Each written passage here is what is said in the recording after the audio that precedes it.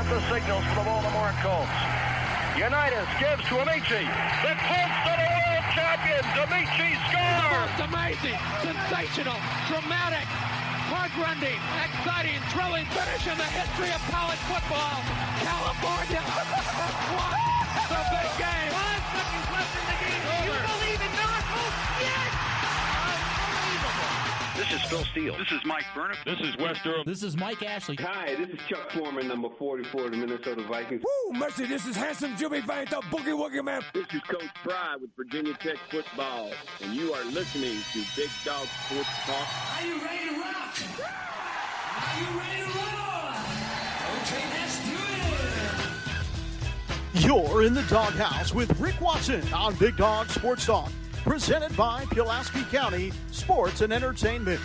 Join us in the Family Fencing Studios and chime in on the McClellan Chiropractic chat line.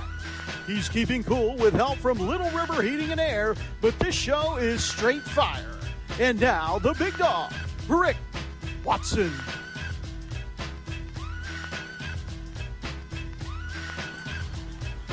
And good morning. Hope everybody's doing well wherever you might be. It's the Finally Friday edition. Happy Finally Friday, Selma Hayek edition of the program here from dusk till dawn.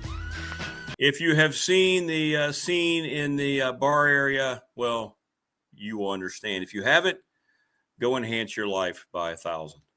Good morning. It is the Finally Friday edition. Hope you're well wherever you may be. Tune us in here on BDST. Join us in the McClellan Chiropractic chat room right now. Hit us up on the Professional Door Incorporated text line. Look what Neil did. Look. So now it works. I got to move it back some. Don't you love the way we produce this right on the air for you? Look at that. Now we got it right up there for you. That's 540-391-0788. That number again, 540-391-0788. We'll get into everything happening this weekend. High school football tonight, college football actually began last night. National Football League. Very disappointing for Commanders fans. We'll get into that. And we'll preview everything. Coming up, Will Stewart from Tech Sideline, 7 o'clock. Mike Ashley will join us, the Wanderer. And then Jen The Gamecock Girl with our picks. I think she beat me. I beat her. She wasn't there the first week, so I'm already like 11 games ahead. So what I did was in week 2, I just kind of let her jump out and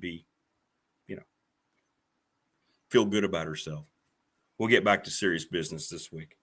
Don't forget today, if you get the Patriot from Pulaski County, the newspaper, I'll have my column in there. So read that about the plight of Virginia Tech football after what happened last week. I said here marveling that the day after this remembrance of 9/11, we had yesterday? Apparently shots. Somebody took fire on people at the U.S. Naval Academy. The world gets to be a worse place every day. Hundreds, if not thousands of people are being relieved of their duties and jobs across this country because they're dumb enough and thinking that it's okay enough to post all these celebratory responses to the assassination of Charlie Kirk. It's mind-blowing that that's the mindset of so many people. I mean, to celebrate domestic terrorism because you disagreed with someone. Joe Rogan, if you haven't seen his podcast yesterday, Charlie Sheen was on there and they were devastated. It may have been 2 days ago when the news came down, but imagine having that as your response just because you disagree with somebody instead of trying to have a conversation, which is what he was trying to do. Imagine going on social media as a teacher, a firefighter, someone in the military, someone of the law enforcement, and posting how happy you are this happened. And then you're supposed to have the community trust you again. Just what in the holy hell has happened? But I'm gonna digress. Anyway, hit us up on our Family Fencing Studios on the Finally Friday edition. 540-200-8294, familyfencingnrv.com. Mention Mark Hunley over at McClellan Chiropractic. Talked to Mark yesterday. Guess what? We're doing the GoPro. We're going to get over there. I don't know when. And I'm going to go through all the machines, and we're going to have a little video short put up, a little BDST extra. I'm going to go get popped and cracked and thrown up and down in the air. And he assures me that I'm going to be coming out of it wonderfully. So that's going to happen. I don't know when. Next couple of weeks, it's going to happen. Mark it down. Mark it down. Can't wait. Can't wait. Each and every day, this program presented to you by Pulaski County Sports and Entertainment. Thanks to Jonathan Sweet, Tim Miller. Been telling you about their website, and we're going to get into the new Sportsplex, and I can't wait to get diving. You're going to be with us for a while, so we're going to get into all these great things. So we're excited about that. Little River Heating and Air, heat. Not as cold this morning. It feels great outside, actually. But we're going to get there sooner or later. Go see Charles Lee and Company. Holler at him. We have the final results in from our attorney, Ryan Pry, BDST question of the week. 92 responses. And where did I write it down? Why? I wrote it down right here. 92 responses for the Ryan Pry BDST question of the week. Why did that go away? There we go. What number do you think won? It was how many wins do you think Virginia Tech ends up with after going 0-2? 5 was the winner. 37 people picked 5. 34 people picked 6-7. And I don't know why I didn't separate those, but I did not. There were some people that picked 3. A few people picked 0, I think, just to be facetious. I did have a couple of 7s in there. But there you go. We'll have another question next week. So thank you so much to Ryan Pry. Also to all the folks, National Bank member FDIC, went in there yesterday, had some business to take care of. Boom. Got it done in like 3 minutes. Great people. Exclusive banking partner of BDST. And, of course, our folks at Professional Door Incorporated, residential and commercial garage doors, family owned and operated, 38 years in business, sponsor of our text line right there. Also, along with National Bank, sponsor of the 4th and Goal Show, which will come your way this morning at 9. Don't miss it. Week 3, myself and Jermaine Farrell. Garage doors, residential, Route 100 in Dublin, right there across from NRCC. All right, so good morning. Let me hear from you this morning. Give me your game predictions. Big Al saying, oh, is that true, Big Al? So Big Al is telling me that in our McClellan Chiropractic chat room that the line has fallen to 5.5 points. Wow. I did see that. There are 6 college baseball programs being investigated over 13 players gambling. Really? Imagine that. Huh. And I talked about this all along with the NIL. You're going to have the haves and the have-nots. A lot of guys are going to be getting money, but a lot of it's going to be lower tier money as opposed to maybe a handful of guys, whether it's football, basketball, or baseball. So what's going to happen to the other members of that team? How are they going to make revenue? How do you go out there and practice every day, right? And live every day. Usually the athletes stay together, knowing somebody's making so much more money than you at that level.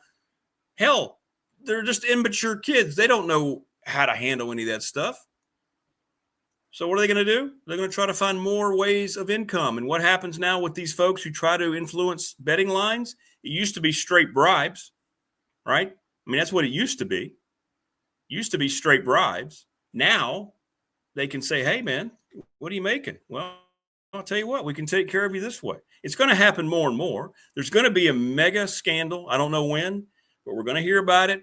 We're going to have some kind of piece that we're going to find out it's being investigated for a while. It's going to come out, and we're going to have major college football, college basketball, whatever it might be, implemented in shaving points or throwing games because of gambling. And you know who the culprit is?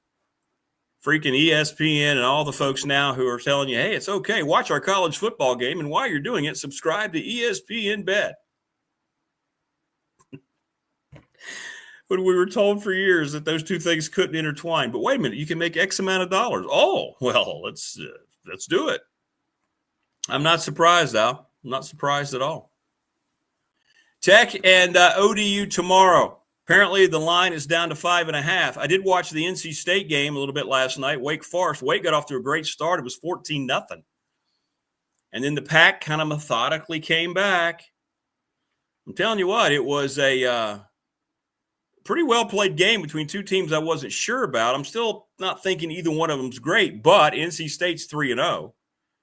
And Wake looked a lot better than I thought. I like their quarterback, Robbie Ashford, a lot. If anybody watched him play last night. And this Hollywood Smothers kid, this running back for NC State's a problem. But big second half, they outscored Wake. Wake had 24 points at halftime, didn't score in the second half. So they lose the game 34-24. But NC State now 3-0. Wake goes to 2-1 and 0-1 in ACC play. And, of course, those are two teams that will be on the Virginia Tech future schedule. And that's maybe something you may or may not care about depending on what happens over the next game. It's back up to 6.5 now, the spread, as I look at it right now. 6.5. But nonetheless, you know the rule. You get 3 points for being at home. That means that Vegas thinks Tech is only 3.5 point better on the field than Old Dominion. I'm a little surprised that it fell again, but there we go. Good morning, Roddy. Roddy's going to be covering, where are you tonight? Okay. Go Eagles on the road at Fort Chiswell. That's the Pioneers and the Eagles. The royal blue and white versus the old gold and black. I love that community up there at Fort Chiswell. It's a great place. I love hanging out up there. They got antique places, shops. It's good stuff. David says, unfortunately, I'm going with ODU. I hate it, but he's got him winning 31-24. Well, I'll tell you what, David, that's not crazy, is it? I mean, you can walk away from making that prediction, and then if it happens, like tomorrow night at 10:30. By the way, I've made a decision, and I want everybody to join me if you feel like it. If Tech loses tomorrow night, I'm going live after the game. We're going to do just a special BDST post-game live. If you want to join me, you just shoot me a message on the text line or in the chat room. I'll send you an invite, and we'll just get on here and talk together. Your chance to become part of the BDST first ever post-game stream. If they lose. If they win, I don't feel like we need to go on because they took care of business. Unless people want to do that. But if they lose, I'm going to go on tomorrow night after the game. It's going to happen. Our Sports and More podcast is up. David Smith couldn't be with me this week, so Neil Leahy filled in. And we debuted that yesterday afternoon before the Packers-Commanders game. So check that out. It is on the channel right now. We had another great week of views. It's not over yet. We had, I think, from the time the show ended yesterday to starting today, over 150 people went back and watched, and that's outstanding. That's the kind of measurement that they love at YouTube. And people are watching for over 2 hours at a time once they go back and watch. Please like and subscribe. Or climbing through the 400s, trying to get to 500 so I can get my guy off my rear end. You know, the dude who keeps saying, hey, by the way, you need to get some more. We know. We're getting there. We're trying. We're getting there. Thanks for all the text messages on our Professional Door text line. A lot of people were sending messages regarding their feelings about this country and where we are right now, and I appreciate it. I read every one of them, by the way. Thank you. It means a lot. And I appreciate it. I didn't know what to say yesterday when I went on. I don't pre-plan anything. I'm not sitting here with a script. I've never have done that in my entire career in broadcasting because I want it to sound authentic. So I didn't know really what to say yesterday. I just knew I had to say something. And I'm glad people understood that. I don't like to tie in things like that. This is supposed to be an outlet. We're all about sports and we're trying to, and pop culture and all the fun things. But when real life, slaps you across the face like what happened 2 days ago, I feel like you have to talk about it. 9/11 was yesterday. We had the shooting at the Naval Academy. I mean, it just goes on and on and on. Seeing all these people out who are celebrating domestic terrorism as a means because they disagree with someone. Here we are in this country. And if you are part of that, you're part of the problem. It's just evil. It's just evil. And I think we're starting to see the separation about who is truly evil and who really wants things to get fixed. Kind of outed yourself. David says, I think Tech will have trouble with their quarterback. I agree, because we put this up, too, the other day, if you missed it. And let me find the graphic here. I don't want to be down there. I want to be right there. All right, here you go. And this is what David's referencing right here. Colton Joseph, I have to squint because my eyesight's terrible, is the leading rusher in all of FBS amongst quarterbacks heading into the weekend, 228 yards, 3 touchdowns. Now, he went to the house first time he touched the ball against Indiana. And I've told you, I took the time to go back and watch some of that game. In the second half, I mean, I knew the outcome and I knew they weren't going to win, but I was impressed how they played Indiana, even when it kind of the hay was in the barn, if you will. They still played really hard. I think every Tech fan there, most Tech fans there, are going to be aware that something awful could happen tomorrow night if Tech doesn't come out ready to play. So this isn't going to be like this shell-shock moment as you used to see when somebody like Old Dominion would beat Virginia Tech. This isn't going to be, the Temple game that Dwight Vick always references from many years ago when they were winless. This is not going to be being shocked by JMU when it first happened. You wouldn't be shocked at all now because of how JMU's program has risen. But I think people are going to be well aware tomorrow. I really do. Going into that game, that if Tech doesn't come out and take care of business, especially early, this thing could be a hassle. And I'm not going to use the phrase, they have nothing to lose, because they do. Old Dominion, you're going to lose a football game. They're going to have a massive chip on their shoulder in this game, more so than they've had in either of their 2 games, because, probably going to Indiana, they probably had a lot of doubt. That was a team that played in the college playoff last year under Kurt Cignetti, who, by the way, wanted to come and talk to the Hokies about their job a few years ago. Nah. Wow.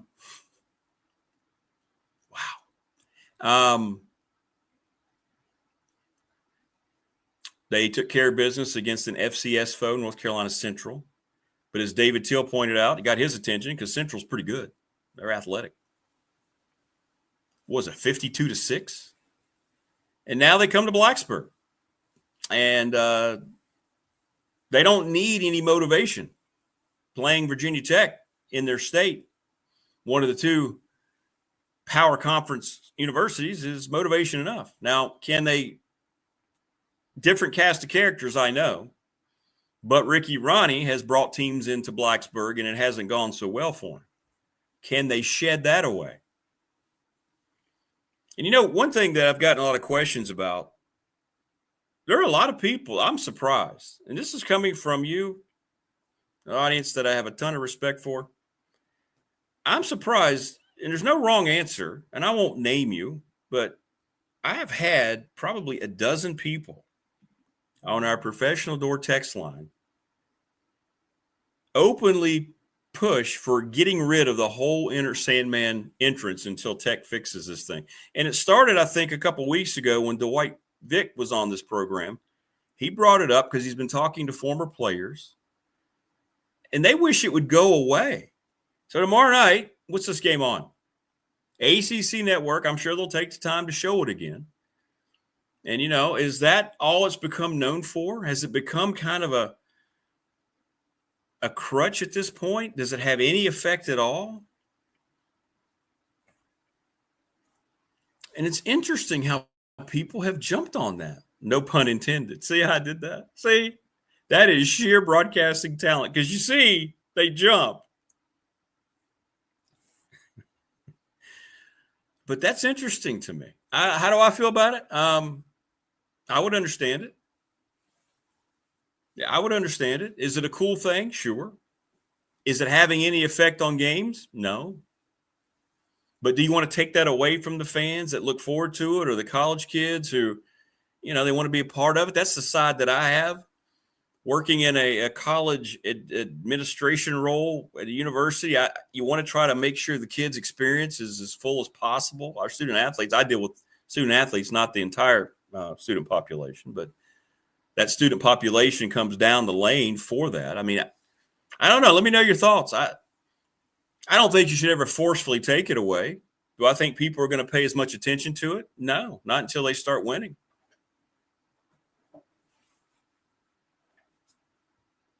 Danny wrote going into the show today on our, see there? Thanks, Neil. On our professional door BDST text line, it now fits. That he believes the hay is in the barn. Doesn't really matter what this season ends up being, right?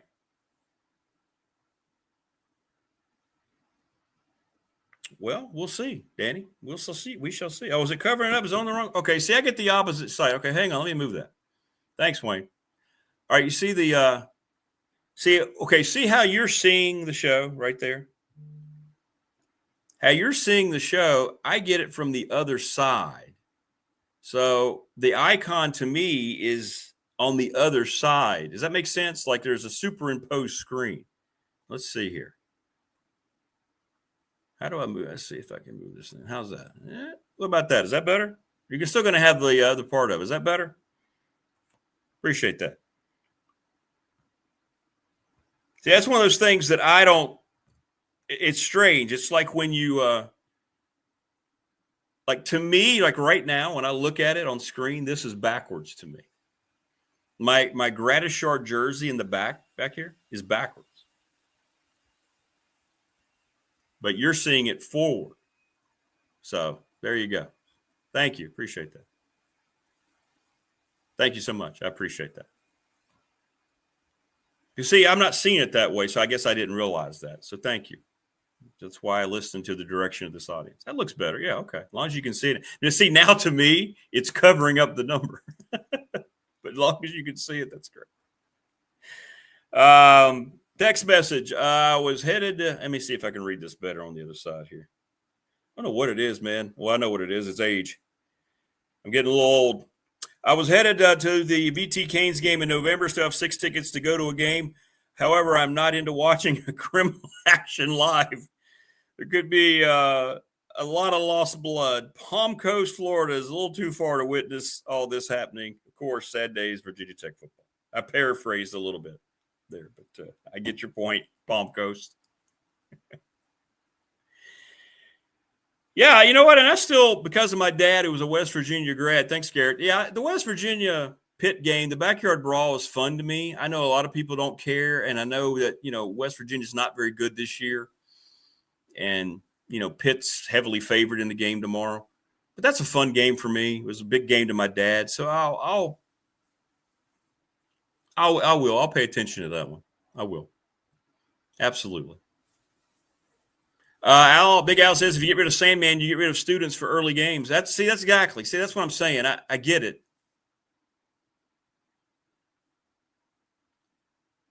Well, you know, that's a good point. They had the black shirts in Nebraska. They took it away, never got it back. They took it away because it became something that didn't represent success. So there's a great example.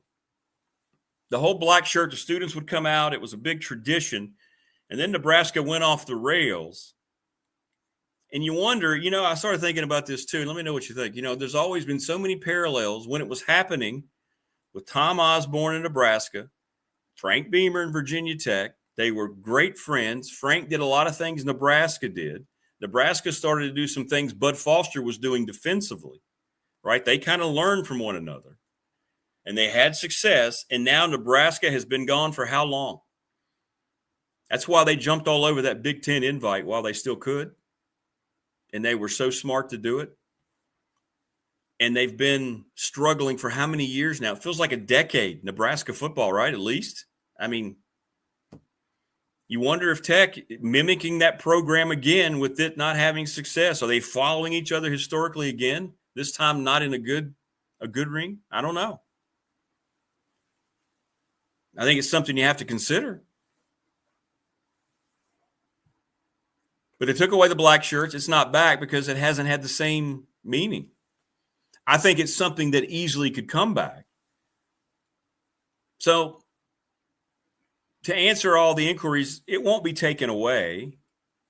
Do I think it still needs to be shown on TV before every game? No. And maybe that's the compromise. You don't take it away from the fans. I mean, if you're sitting there and you can't go to a game and you're watching it, and let's say Armageddon happens, and that's truly what it's going to be over there in that athletic department if Virginia Tech loses the game. We're going to talk about it with Will Stewart. If Tech loses tomorrow night, I don't know what Monday is going to look like. I don't know what Sunday is going to look like over in Blacksburg. Andy Bitter said the same thing, which means he's probably got a little insight as to what could eventually happen. And I think we all know what could eventually happen. But I don't think you forcefully take it away, but maybe you don't show it. Maybe you just kind of let it happen. And then you can go back, hey, they were jumping again in Blacksburg. Hey, Tech's down 14-0. Oh.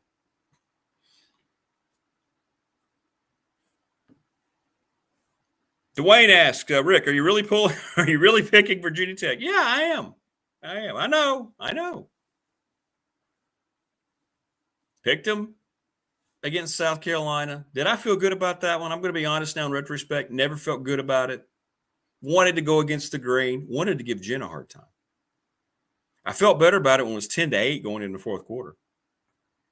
Really thought they were going to beat Vanderbilt. So that was a total whiff. But then again, I don't think anybody saw 34-0 coming. A lot of people may have thought Vanderbilt would win, and a lot of you did. A lot of you thought Vanderbilt would. I didn't see 34-0 second half. That one surprised me. And I'll go beyond surprise, and maybe I'm being naive thinking there's still enough there, but I have to believe there's enough pride left in that Tech program with the players, and I know they're getting paid, so maybe that pride. The one red flag I have is something that Burnup said on the program on Tuesday. And he wouldn't have said it unless it was something that's a real talking point over there within the walls around Jamerson. And that is, you have a lot of guys making quite a bit of money who seem pretty satisfied with that part of it, and they don't want to do the other part. And if that infiltrates your NIL part of your program, it becomes very obvious very soon. And you run a huge risk. Do they still have pride in the program? Do they still have pride to come out and defend their home field, to turn this whole diatribe around? And that's something that each player has to answer individually. That goes beyond the coaches. So I agree with Mike, and Bill said the same thing. You're two voices of that program, right?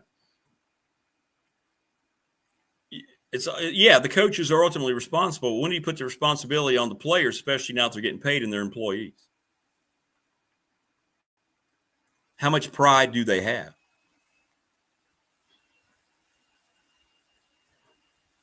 Wayne says BT needs the Sandman to be relevant again. Many people say it's a bucket list. I bet that's falling off the bucket list for a lot of people. Maybe we'll do that hand gliding thing instead.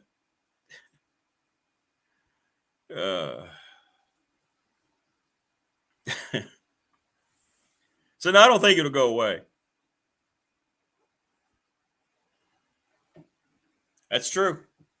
That's true. How do you motivate a team with 30 or more transfers that have no allegiance to the school? They're just financial mercenaries. And that's right. That's what you face. These guys that are going to schools, most of them, they're going because of how much they're going to get. They're not worried about the program, the history. They're not worried about the environment around campus. I'm not saying all, but I'm saying there's a high percentage that are like that, 100%. And that's where we are. That's what all the powers who failed to do anything in college athletics, to do anything right, allowed all this to kind of transpire, and now they're too afraid to fight anything. And so it's going to continue to get worse. We have pro sports now in college athletics, and that's just the way it is. And as someone who started working in college athletics on the other side of it, it's in a lot of ways, it's heartbreaking. It is. I mean, I see it.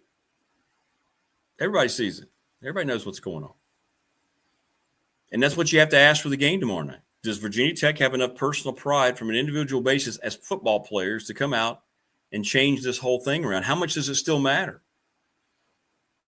And that's what I'm interested in early. I think when teams fail, isn't it interesting that Clemson didn't buy into any NIL? This year they have, and they've come out looking very flat and lethargic in all their games. The offense has been terrible. They brought in all these high-profile portal kids, and it totally went against everything Dabo wanted to do. It was all forced on him. He didn't want to do it. He didn't have any choice, which we said was going to happen on the radio show last year. He wasn't going to have any choice anymore. So he had to subscribe to it. And you notice Clemson has looked completely out of sorts since it happened. No, that's not at all, Wayne, the cure. Maybe we need more black jerseys. So correct me if I'm wrong. Since Brent Pry's been there hasn't been any black jersey reveal, correct? Is that right? Does that happen?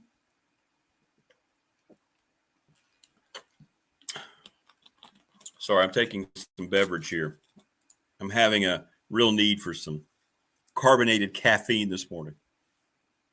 Not a coffee guy. I'm throwing no shade at anybody who is a coffee person. I'm just not.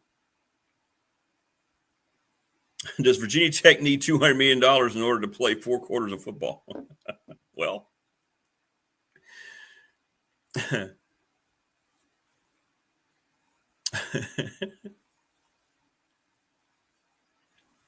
maybe. I don't think they've worn black since Brent Pry's been there, which I really enjoy that. I really enjoy it. Morris says free agency now in college football. Some coaches or administrators talk about education. It has nothing to do with players getting education. No, not at all. Not at all. And that's been gone for a while at this level, but correct. Let's just throw that whole thing out the window. It's 100% business. Nobody who's going to fill a ballpark tomorrow is going to be worried about the educational prowess of the kids that they're pulling for. Be sold out tomorrow night in Columbia. Jen will be there full throat for Vanderbilt, South Carolina, and not one person there wearing black and garnet's going to care. As long as they're eligible, nobody's going to care about where you are in terms of your academic standing, unless, of course, it's threatening being able to participate.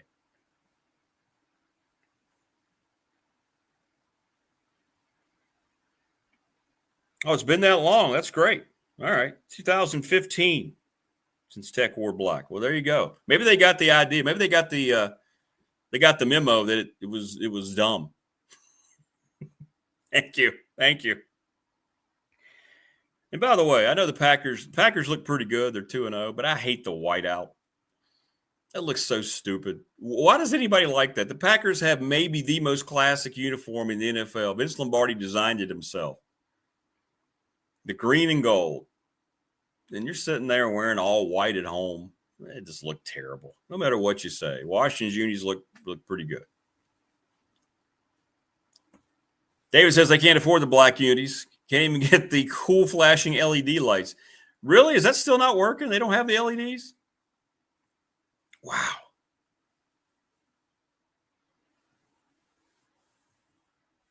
Really?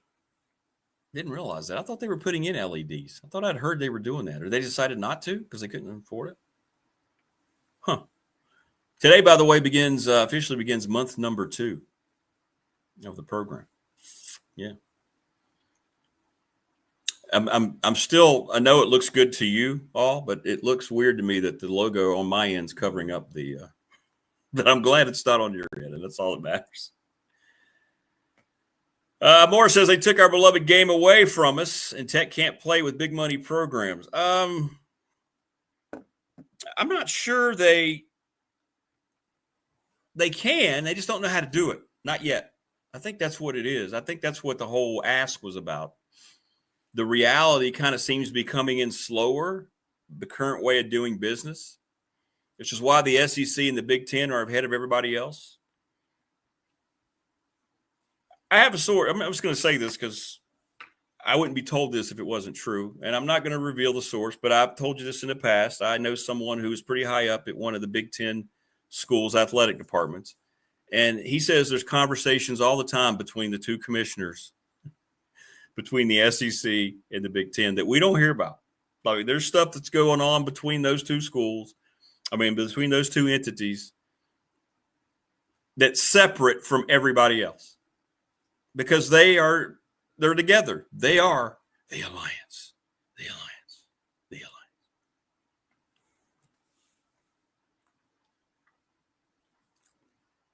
Tech just hasn't figured all that out yet, by the way. They just haven't figured all that out.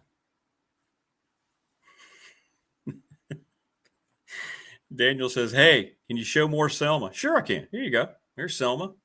Are you kidding me? It's the Finally Friday edition. You kidding me, Derek? Can I show more Selma?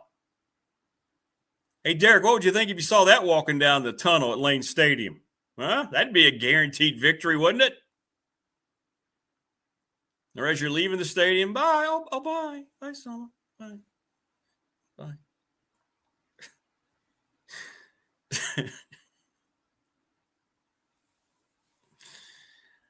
I would go. Yeah, I would. I would go online tomorrow night with Urban Meyer in a heartbeat. 100%. That'd be great.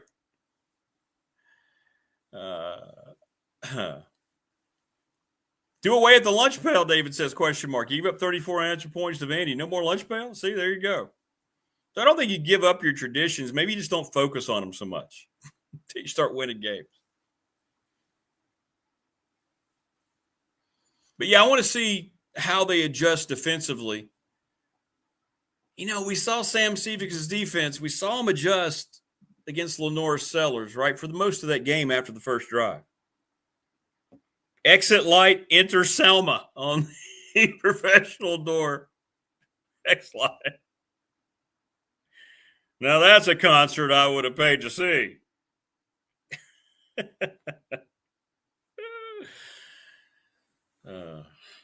That would motivate a sideline.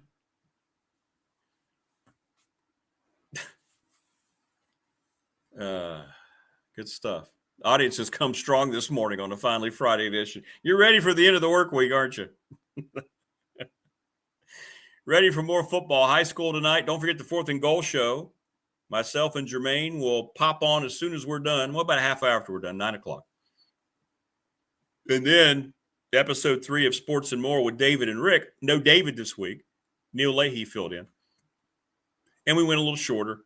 We just reviewed week 1 of the NFL, previewed last night. We were both wrong on our game picks. I thought Washington would come out and make a statement last night. And I think I know exactly why they didn't, or one big reason why. And this is what I hate about the Thursday night games. It's not fair to either team. That's not nearly enough recovery time. Neil and I talk about that on the Sports More podcast. But when you're the visiting team, your week is so short. You know, they play on a Thursday. You have to leave early on Wednesday. The NFL so short-sighted, and all this stuff too. It's all the hypocrisy that we're seeing now after the act of terrorism and what people are saying. It's the same thing about the NFL when they try to say they care about the health of the players. They don't care, other than avoiding lawsuits and losing stars so their ratings don't go down. They don't care. If they cared, they wouldn't be forcing the Thursday night game. Prime, got big $1 billion deal. People are going to watch it. They know that. The players succumb to it because they realize they're going to get more money out of it. David says Selma in that dress and a big and the big hokey feet would be lit. Yeah, she would do that too. She's got that kind of personality. She would do that too. But I think it's a huge disadvantage for the visiting team. Washington had no energy. They looked very lethargic. They looked like they didn't want to be there. And, of course, Green Bay at home, you know, with the big whiteout, the big icy uniforms. I'm surprised how many people that run these marketing departments or run these organizations don't realize how that changes the whole look, the whole personification of your franchise when you change your uni like that or when you wear something like that.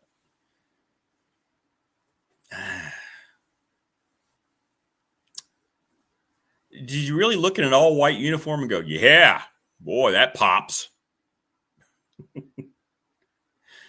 No. I want to see the green helmet.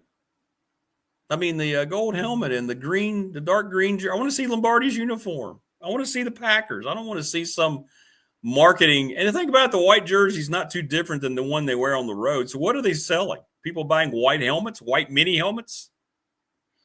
Because anytime you do something like that, you're trying to sell stuff. What are you trying to sell last night? T-shirts? Notre Dame Joe on our professional door text line. Wake didn't look too bad last night. No, not for a while. They They wore out in the second half. NC State adjusted. Wake's got a pretty good coaching staff. I see two teams that look like they're improving. Let's put it that way. Joe, to your point, I thought early on North Carolina State looked terrible. That opener, they struggled, remember? But they put it together last night, second half. And then Wake jumped out 14-0. They looked a lot better. Remember they had that 1-point win against Kennesaw, 10-9, I think it was, if I'm right. Straight fire. Wake says. It's straight fire. Everybody see uniform. See the irony in that? Straight fire. I just realized the straight fire guy kind of went into a little bit of Jimbo Fisher, didn't it? I don't know what you're talking about. Straight fire. Hell, I can't get a job anymore. I'm still making double digits, millions of dollars every year in my buyout. I'd like to come back and coach again. Why won't anybody hire me? Straight fire.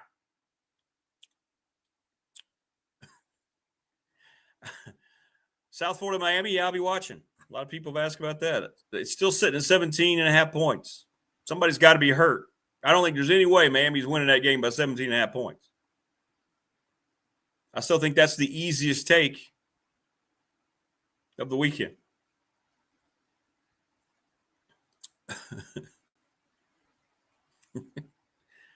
Imagine, you talk about poor decisions by athletic departments. Imagine being Texas A&M. You gave Jimbo this stupid contract. It was pretty evident midway through his second season, he probably wasn't going to be that guy. You know, Nick Saban's still in that league. Urban Meyer's back in that league. Not Urban Meyer. Good Lord. Lane Kiffin is back in that league. So they have some good coaches. Mike Elko comes back to A&M. That was before he left, or after he left. And then you have to buy him out, and you're paying him double-digit millions for how many years? How does that happen? How do athletic departments who claim to be so cash-strapped, that's the same Texas A&M who got rid of people who've been working there for decades because, they were very cash-strapped. And yet, it just, these buyouts for these coaches, I'll never understand it. I'll never understand why any university agrees to that. Especially now in the day of the NIL. Why do you have these huge buyouts? I mean, there's only a handful of coaches that deserve protection from a buyout. These guys are already making enormous salaries for coaching football or basketball, whatever it is. And then you add to it, if you want to get rid of them, it's going to cost you a little bit more. If they're not doing their job that you're paying them millions of dollars to do, if they're not out earning any of their money, you know what? You got to pay a little bit more just to get rid of them. Why? I got into this discussion with Wes Durham years ago, back on the radio show. And why? I don't understand. Why do you agree to it? Isn't the offer of the salary you're paying that coach for X amount of years enough? I have a feeling the era of these ridiculous buyouts is going to come to an end too, especially in the era of the NIL when you have less time, more expectation. No more 5-year plans in college football. No more 3-year plans really in college football. You better show in the first couple of years that you're ready to turn this thing around or you're not going to be there much longer in all likelihood. And that's what these coaches are facing today. There's no more, hey, this is my first year at a place. If you spend a lot of NIL money and you've revamped your roster and you need to win. There's no more honeymoon seasons for these coaches. None. There's no more year one. Okay, well, that was just our first year. No. They're paying you, anywhere between $8 and $12 million a year. You got to win. The pressure to win now is bigger than ever. And that's why all this is coming back on Virginia Tech so hard. It's year 4.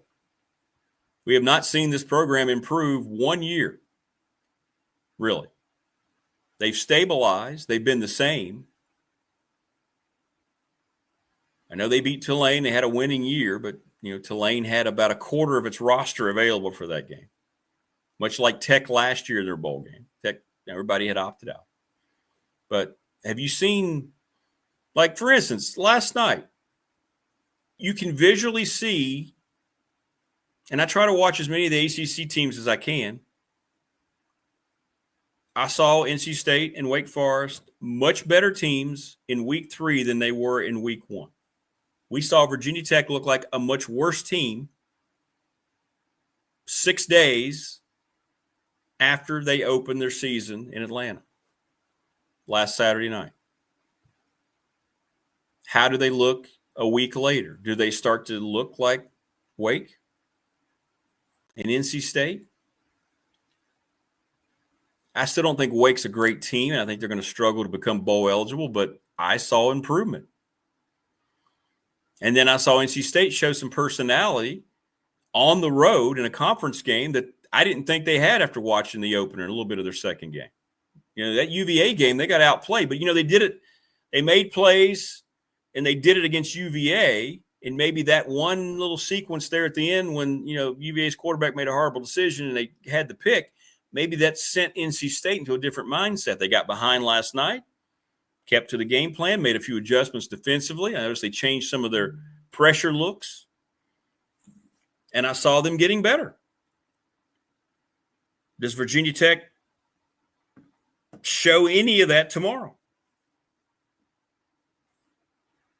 And I just don't know. I just don't know. We'll see. But, yeah, those are the games that intrigue me. I don't care about Boston College and Stanford. Don't care about Minnesota and Cal. Duke-Tulane will be a good game. South Florida, Miami. North Carolina's got Richmond. Backyard brawl, we talked about that. SMU coming off that loss, got Missouri State. That's a road game for them. William and Mary in Virginia. UVA should be 2-1. And then, of course, the nooner is the Clemson-Georgia Tech game, and I'm very curious to see that game. And I hope that Haynes King is healthy. Because there's a few guys in college football like watching more play than Haynes King. But he's a guy that can't stay on the field, and the NFL is going to take note of that. But when he's out there and he's 100% or as close to 100% as he can be, he's the best quarterback in the ACC. I really believe that. He's a game changer, man. He can do it both ways, and he's a very cerebral quarterback. I hope he's there tomorrow. I hope he can play. I'd love to see him go after that Clemson defense. And if he's there tomorrow, I think Georgia Tech is going to win that game. Top 25 offerings this week. We've talked about the ACC games. You've got Oregon and Northwestern. Oklahoma's at Temple. Wisconsin, Alabama used to be something, right? It's interesting, too. Here's another one of those point spreads that you may want to look at if you're, one of those who pay attention to those things. Alabama's favored by 22 over Wisconsin. Alabama's 1-1. Central Michigan and Michigan, directional Michigan against the Wolverines, who looked bad last week. South Alabama at Auburn. Louisiana and Missouri.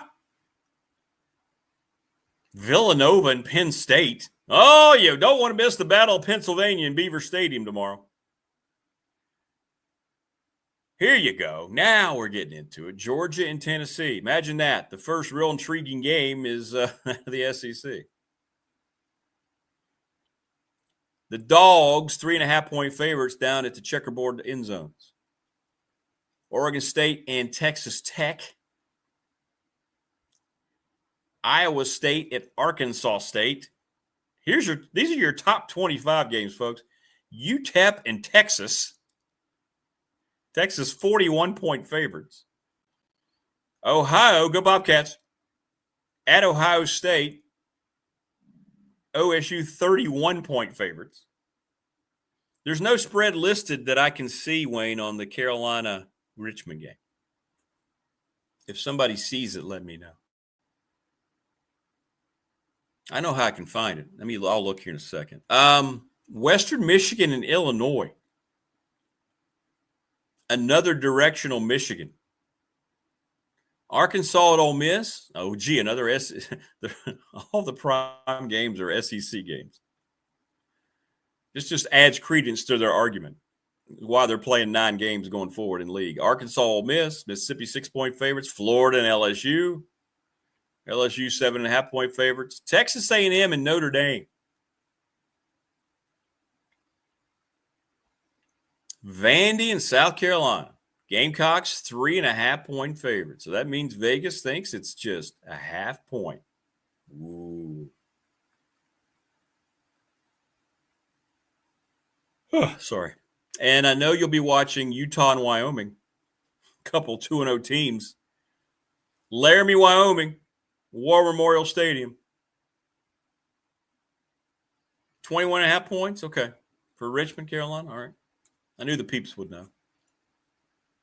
But since Richmond's an FCS team, they don't post the lines until maybe right before, something like that. Tonight, Indiana against Indiana State. This seems like a big number to me.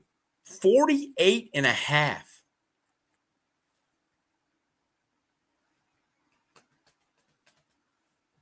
You got to beat a team 56-7, 48.5. Indiana hasn't looked like that team yet. I'll tell you what, though, that Mendoza kid, their quarterback, yeah, he's good. Kurt Signetti, by the way. He was in state. I don't know if you know this. He was in state at JMU, would have crawled here for the chance to coach the Hokies. Yeah, that guy. That guy. I'm not trying to rub salt in any wounds. It's just I don't understand. I just don't understand. Makes no sense to me. But I digress. I digress. I'm letting Will know I just sent him the invite. I didn't sleep great. I don't know what it was. I kept waking up like every hour. And I'm paying for it today. Paying for it a little bit today. So my apologies if I'm a little off. Didn't sleep great. Will Stewart scheduled, Mike Ashley, and then Jen the Gamecock Girl for our picks.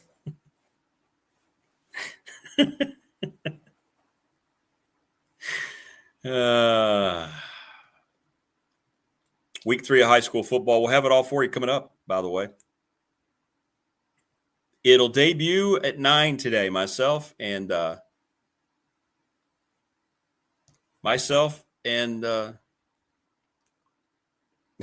Jermaine Farrell. Is that what I would look like as Ryan Day? Wait, send a picture of a fake beard and everything. There you go, Chris. See, maybe it was something in Reiner, Chris. Maybe some kind of atmospheric pressure change. He said he had trouble sleeping too. Those are the worst nights, man. Get to the end of the week, you're tired. You just want to lay down and go to sleep. And then you're like, what's going on? Why am I up again? What's going on? But we are at Friday, so that's a good thing. So we'll get into all that, and Jen will brag that she won the week, which she did. And but then again, I'm like 11 games up on her because she bailed on me the opening week. She was too sick, but yet went down to Atlanta and had a great time. Good stuff, though. Keep all the messages. My goodness gracious, everything flying in on the McClellan Chiropractic chat room, and my goodness, the professional door. Text line is blowing up. It's blowed up real good. You ever watch SCTV?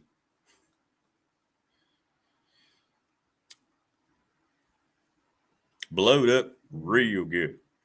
All right, real quick, we want to thank all of our sponsors, National Bank, Larry Ramsey, member FDIC. Only bank that I'll ever utilize. Been doing them all my banking there for over 30, 35 years. Family Fencing, best fences in the New River Valley and beyond. Give Jason Green a call. No miss, payment plans, all sorts of material options, free quotes. Go get protected in your home. We're brought to you each and every week by Pulaski County Sports and Entertainment. So many great things happening there. Love those folks up there. Jonathan Sweet Company, thank you so much. Mentioned Professional Door. Travis Williams, been in business 38 years. Route 100, right across from the New River Community College. Thanks to all of them so much for all their fine assistance. Ryan Pryor with our BDST fan question of the week. We had over 90 of you gave me your Virginia Tech win total and our BDST question of the week. That's pretty good. 5 is the winner after starting 0-2. There's Ryan Price, 701 West Main Street in Radford. And, of course, Little River Heating and Air, Charles Lee, which, he told me that, he's had a lot of and I know I still have the Professional Door logo up there, but my studio went blank for a second. He's been getting a lot of people that have been watching and hearing us talk about it and going to him for business. And that's what this is all about. So, yeah, very good stuff. Who were the two guys on SCTV? Rick Moranis and the other guy doing Canadian sayings. Good day, eh? That was Dave Thomas. Dave Thomas. The Great White North. Remember the movie? Great White North. All right. Anyway, I digress. Joining us now on the program. I went down a rabbit hole there for a second. He's Will Stewart, ladies and gentlemen, in the great-looking Tech Sideline studios. How you doing, my friend? Good morning. Doing pretty good, Rick. How are you? I've swapped out chairs this morning since Jen complained that the other one was squeaking. Yeah, how about that? She makes one complaint we just rearrange our lives for, and she's never going to give us the time of day. We're never going to get special visits, right? But yet we do it for her because we don't want her to be unhappy. You don't get special visits? No, oh, okay. No, I surely don't. She's in town like every other week, and I never hear from her. No. Okay. I'm sorry to hear that, Rick.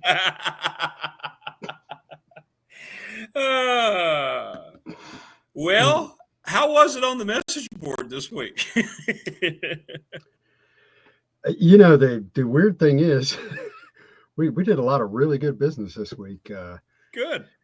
After Saturday's 34-0 second half implosion, Andy Bitter and Chris Coleman kind of unloaded. And I logged in. I logged in. I was busy early morning, middle of the day. Sunday, I finally got on the website about 3:30, and I logged into our user management and billing software. There were a bunch of orders that had come in. Like we're getting orders every 10 minutes. It's a lot. And I'm going, oh man, what kind of bug have we got with our system now where it's just randomly billing people? I looked it up, and it's people legitimately subscribing to read what Chris and Andy wrote. And we added 100 subscribers in 2 days. Hey, good. That's good to hear. For those of you that don't follow the Tech Sideline website, first of all, shame on you.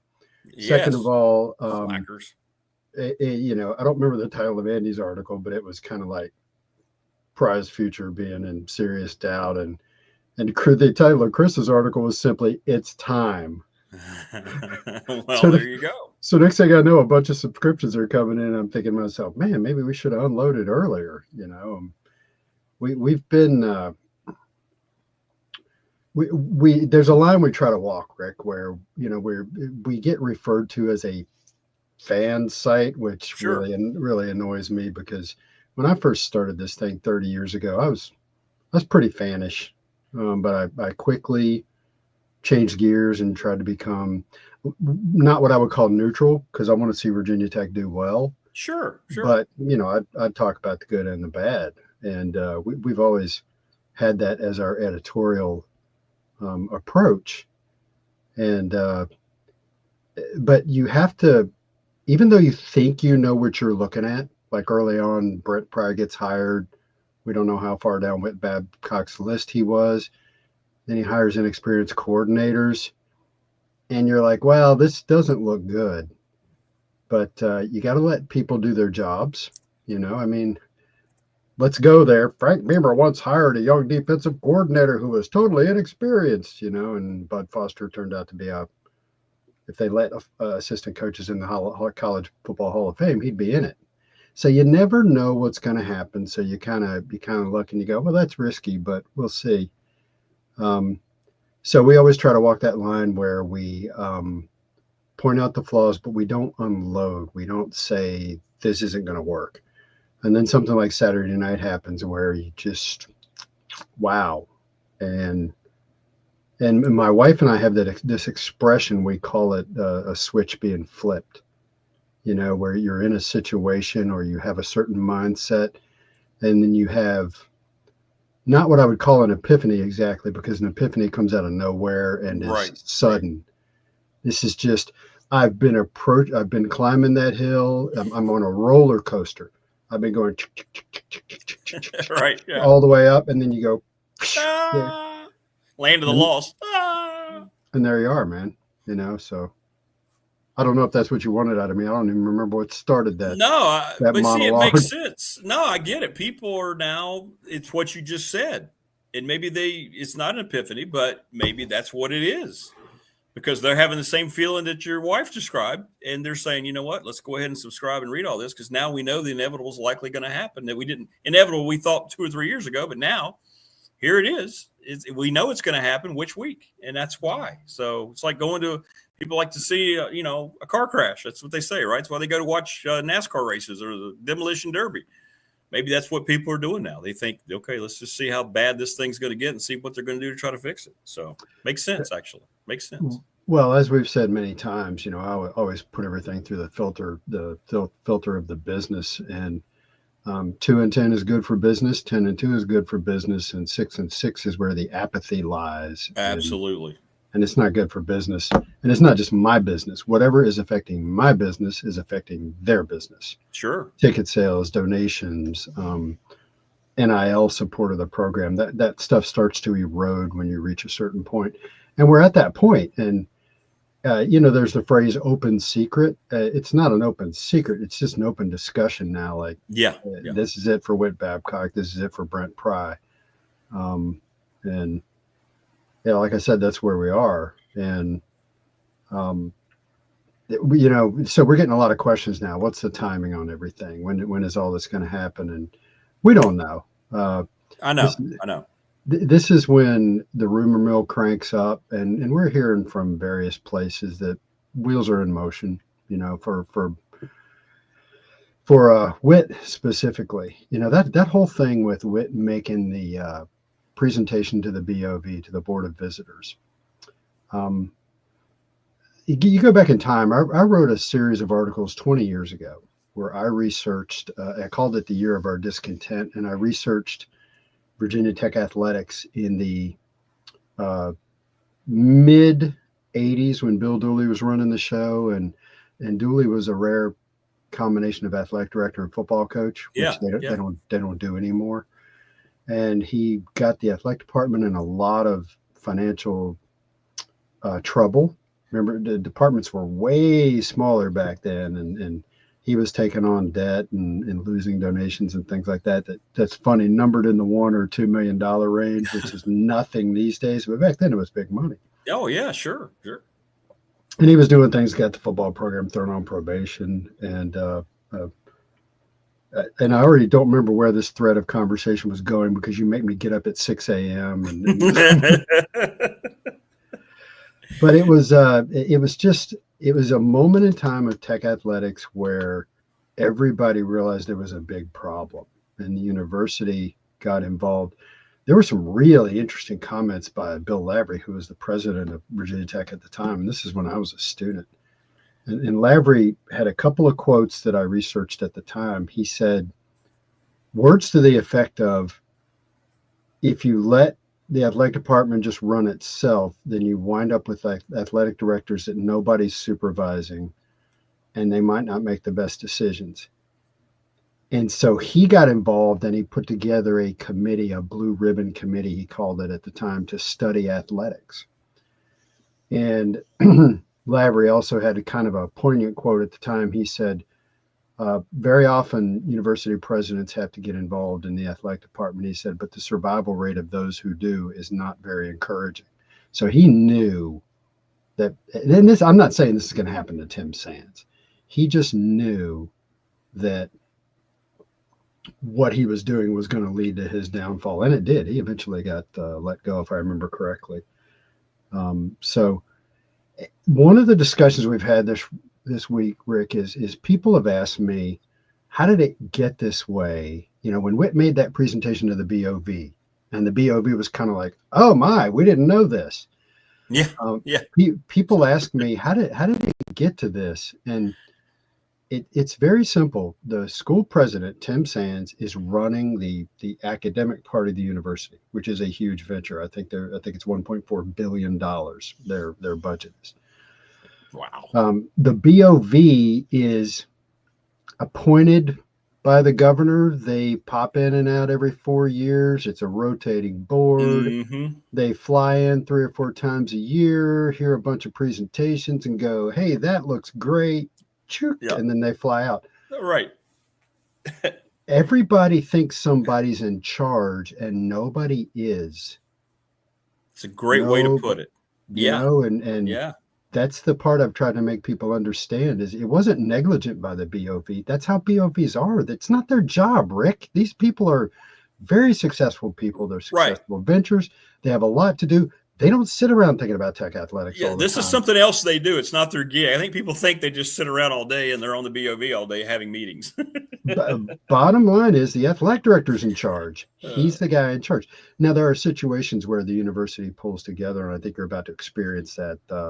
There's a couple of BOV members that are putting together some recommendations on what to do with athletics and how to get that funding. And it's just bad news for WIT that the university as a whole is involved now. These things don't end well for athletic directors. And I get asked that. I'm getting asked that a lot. I get dozens of messages. What's going to happen? I'm like you. I don't know when, the timing, but I've heard the same thing from a few people that it will go in that order. And it has to. It has to be the AD before the coach. And that seems to be kind of where everything's circling in right now. So. Yeah, and Chris Coleman's been pounding the desk that the AD should have been ushered out last spring, that they should have seen this coming. And, that's 2020 hindsight. Yeah, we did all see this coming. But, Pride did hire some new assistant coaches. One of them in particular, Chris Marv, was just a terrible defensive coach. So you were hoping that some stuff would improve there. But here we are. 0-2 with a bullet, as they say. Like, I don't know if you paid attention to South Carolina in their game against South Carolina State, but that result was not complimentary of Virginia Tech's effort against South Carolina in week 1. Right. South Carolina had something like 250 yards of offense against South Carolina State. Mm-hmm. They only had the ball for 26 minutes or something like that. Right. They won the game something like 38-13 or something, like 35-13. Yeah. But South Carolina scored 21 points on special teams and defense, which means they scored a whopping 14 points on offense. I know. So they've got some serious issues. So Virginia Tech's performance against them in week 1 looks less and less impressive. And then they go out there and lay that egg against Vanderbilt. Well, we talked with Andy, and we kind of got a feel for the vibe. And, we had Till on. He needed that great sit down with you guys in your studio. But what was Coleman thinking? I got to get credit. What were you guys like when you saw? I mean, I'd never seen anything like it. I had a couple people over, and I just sat there, and I didn't know. I knew what I was watching, but I was like, how did it come to this, right? It reminded me of that scene in Lord of the Rings, when he looks out and they're getting ready to have the big battle, the king, and I don't know what movie it is. How did we get here? Or whatever he says, how did it come to this? And it was just what happened at home to see a road team circle the wagons against. I just thought I'd never see the day where 34-0 was conceivable in Lane Stadium. But like you said, 0-2 with a bullet. Here we are. Death by 1,000 tiny cuts. Over the course of 10 years. And I wrote in my Monday article that one of the early indicators to me that things were going south, and again, this is hindsight, In 2015, Alabama and Clemson played for the national championship. And that was the first of 3 national championship meetings. And, you know, when Nick Saban came from the NFL back to college football, he brought the idea of the huge support staffs. And there was an article I read on CBS Sports where Saban and Sweeney had both spent $3 million on support staffs, which was a lot of money at the time. And it was perceived mainly as a recruiting thing, like they're staffing up for recruiting, but it was really the whole operation. And so I read that article and thought, ugh. And I didn't. Now, Saban had been doing this since about 07 or 08. Yeah. Yeah. And by 2015, the model had been proven. They were a juggernaut. And Virginia Tech witnessed this firsthand when they played Alabama in like 09, maybe 2010, 2013. You know, they played them a couple times in Atlanta. Yeah. Yeah. And by the end, you were like, oh, Alabama's way better than Virginia Tech is. They weren't 5 years ago. They were kind of an even matchup 5 years ago, and Bama's done this thing. So this staffing model came to light. So I went and I looked up the staffs listed online for each school, and Alabama had a support staff of, or including the coaching staff. Their entire football staff was 32 people. Clemson was 29, and Virginia Tech was 16. And that's when I realized, wow, there's something going on in college football that Virginia Tech is not matching. And that was 2015. And when they fired Justin Fuente in 2021, they still hadn't staffed up like that 6 years later. Yeah. So I'm some hack dude behind a keyboard knowing which way the wind's blowing. And my own athletic director and football coach don't know. Yeah. Yeah. And that was just an early indicator that things weren't going the way they should be going. Did people just get complacent because they're making a lot of money? I mean, that's what happened in college football. That's what happened in college athletics. People were making money. They didn't care about making rules or trying to fix it or looking for the greater good. You think that's part of this whole thing, status? They just kind of felt like, hey, I'm here doing it. We're winning just enough at the time. And then it all fell apart very quickly, and it's not gotten back together. And now you're looking at multiple years where it's just piled on and piled on. So, but you're right. It is kind of curious. Chris is right. It makes you wonder why they didn't have a little forethought and go ahead and make a preemptive move, as opposed to now here's all this speculation again. So, well, good is the enemy of great, and Virginia Tech was good for many years. And man, I have so many examples. You know, you look at Frank's career. He was this close to having. He had a very, very good program. He was this close to having an elite program if he had just found the proper offensive coordinator and adapted offensively to what was happening in college athletics. He had great special teams, great defense, great fan support. In the, 25 years ago, Virginia Tech was competitive financially with anybody in the country. In November of 2000, Frank orchestrated raises for his staff that made them the 3rd highest paid staff in the country. So he had this machine, but he had year after year a horrible offense, often with very talented players running it. And the problem was Frank was winning 10 games a year, so it made him complacent in that area of his coaching. And that's what happens to organizations when you're good. You tend to just kind of think, oh, I know what I'm doing. And that's not a criticism of Frank. This is a general statement. In 2015 or 2016, I hired a guy, Ricky LeBlue, to work with me and Chris, and Ricky was going to be our beat writer.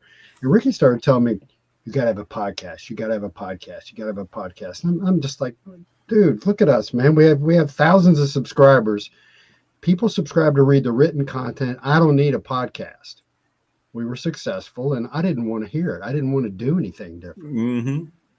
And he finally talked us into it. And that was the beginning of a transformation of our business, where we started this podcast. We started reaching a new audience. Then we thought, hey, let's go move from Radford over to Blacksburg, get down in the middle of that. And we are a completely different business than we were 10 years ago. We're all over social media. Nick Brown's a phenomenal director of media for us. We have a very successful, popular podcast. But I get it. 10 years ago, I was like, I don't want to hear it. and that's what happens to organizations, is that they get stuck in the good, they get complacent, they get set in their ways, and it's difficult to change. It is difficult to change. And what's the room feel like in the Tech Sideline podcast studios with the game tomorrow? Andy wasn't quite sure about his score. He thought it was going to be a 1-score pick, but he wasn't quite ready yesterday. What did it ended up being? Andy picked 23-20, and we all picked Virginia Tech to win. Hang on a second, let me pull it up here. What the fans say? Yeah, let's go find out what the fans said. Let's see. Click. We have had. See if I can get it to load. Talk about organizations having difficulties. Our website is struggling these days. The message boards are flying. They're great. Okay. Close to about 900 votes, and 36%. The leading vote getter is Hokies win by 1-10. Okay. That's 36%. 31% is ODU win. ODU wins by 1-10. Really? Hokies wow. Hokies almost win a by split. It is. Hokies win by 11 plus is 24%. Monarchs win by 11 plus is 8%. So it is 60% think Virginia Tech's going to win, and 40% think ODU is going to win. Everyone on our staff picked Virginia Tech to win. An ODU home game, and it's 60-40. That shows you that's a huge statement right there. And despite the issues that Virginia Tech has had, Virginia Tech's had some issues with ODU on the road. Lost a couple games there, a couple really awful games, but they've never had any problem with ODU at home. So they have not. They have not. No, they have not. So that's and Ricky Ronnie has brought teams in there, right? So. And we'll see. I'm about to say something that I don't want it to sound like it's going to sound, but we've been following this matchup for many years, and ODU is yikes. They're kind of a trash program. They struggle to get good players in there. They struggle to keep good players. They have good players at times. Their team will perform well at times. Like you go and look at that was it the 2018 game where they beat Virginia Tech? Yeah, they scored something like 48 points, had over 600 almost yards 50 points. Yeah. They looked like an NFL team that day. Their offense was just humming. And if I remember correctly, that team went 4-8. They struggle. The fan support isn't there. The talent is just a revolving door. And yet Virginia Tech has struggled with them on the road, but not at home. The Hokies generally beat them by 2 or 3 touchdowns or more at home. I still think that game is the personification of the representation of what has happened to Tech football. When that happened, when they went down there first time, everybody made such a big deal about the stadium small, going to be packed, and Tech allowed that many points and lost that game. It's all been negative since. ODU's responsible. Coming back tomorrow night, they can put the final nail back into this current regime's coffin tomorrow if it happens. So there's been Virginia Tech was ranked 13th in the country. They had gone in 2016. They went 10-3. Is that right? Yeah, 10-4. I think. I don't really remember. 2017, they had a decent. I think they won 9 games in 2017. So I think, and then they won the first 2 games of 2018 and were ranked 13th in the country. It looked like Fuente knew what he was doing. Then they got absolutely smoked at ODU. And from then on, there were encouraging pockets, but it's been not good since then. Not good. And you look at, like, the interesting thing is Virginia Tech went into the 2024 season with a lot of optimism. And Vanderbilt cured that down in Nashville. And so that was kind of the beginning of the end for Brent Pry. Everybody, the program looked really good going into 2024, and then they laid an egg in Nashville.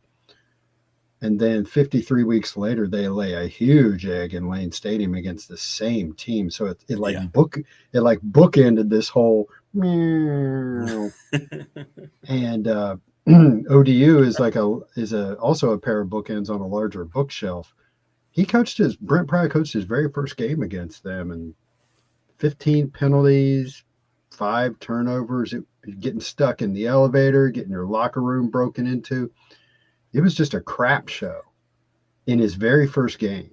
Yeah. And man, if they lose to them Saturday night, all hell's going to break loose. And here's the thing. So somebody made the point that Vanderbilt was blowing out Virginia Tech so bad that the stadium emptied out, so you didn't hear any boos. Right. ODU is unlikely to blow Virginia Tech out. If they win, it will be close, and there will still be a lot of fans in the stadium at the end of the game, and that's when you're going to hear it. Fuente heard it after, I think, the Syracuse game in 2021. That he did. I remember it. Yes, it was loud. Yeah. And if there's still, I mean, if things go south on Saturday night and they lose to ODU and there's still fans in the stands, you're going to hear it. You are. And the only difference is that everybody likes Brent Pry. People don't. I know. That's the only difference. The results are the same. Well, you wanted to be successful. You don't want this. Nobody likes to talk about all this. But here we are. All right, my friend. Well, I hope it goes well on Saturday. We'll be following Andy, and always appreciate our conversations. I don't get to see or talk to you enough. Well, I don't miss driving into the studio. I know. Me either. I don't miss driving into it either. It's great. It's time for the show. I think I'll just go downstairs. Let's go. Yeah, it is kind of nice. I mean, I get up at roughly the same time, but I don't have to get into a car. And later on this winter, I'm not going to have to scrape ice off the windshield and that kind of stuff. So, dude, I don't miss that. I do miss Jen being on right after me, though. Yeah. Well, she's got to be a diva and got to be in the prime time hour. You know how that goes. Yeah, every time I tune in and see her, diva's the word that comes to mind. Yes, absolutely. But that's why we love her, right? Exactly. Hey, it's a good way to kick off we start month 2 of the new show today with you. That's great. So so it's kind of unfair that you count. So you're counting the week where she didn't pick with you? No, I'm giving her a hard time about it. She had every opportunity to get me to pick. She had them in plenty of time, but I'm so sick. Oh, I'm here in Atlanta. Well, I didn't see her down there, so I didn't know that. Miraculous cure. So are you doing that usual thing where you're picking games wrong so you lose more and so she takes the lead and she gets all encouraged? Are you doing that? Yeah, I like to get her pretty excited about the whole thing, and then it'll all just crash and burn. I got to keep her motivated, because she's a South Carolina fan. She has a lot of bad football in her past, and you got to keep her, encouraged as much as possible. South Carolina is hosting Vanderbilt this weekend, and then the Gamecock. I think that'll be a flipping. Yeah, absolutely. I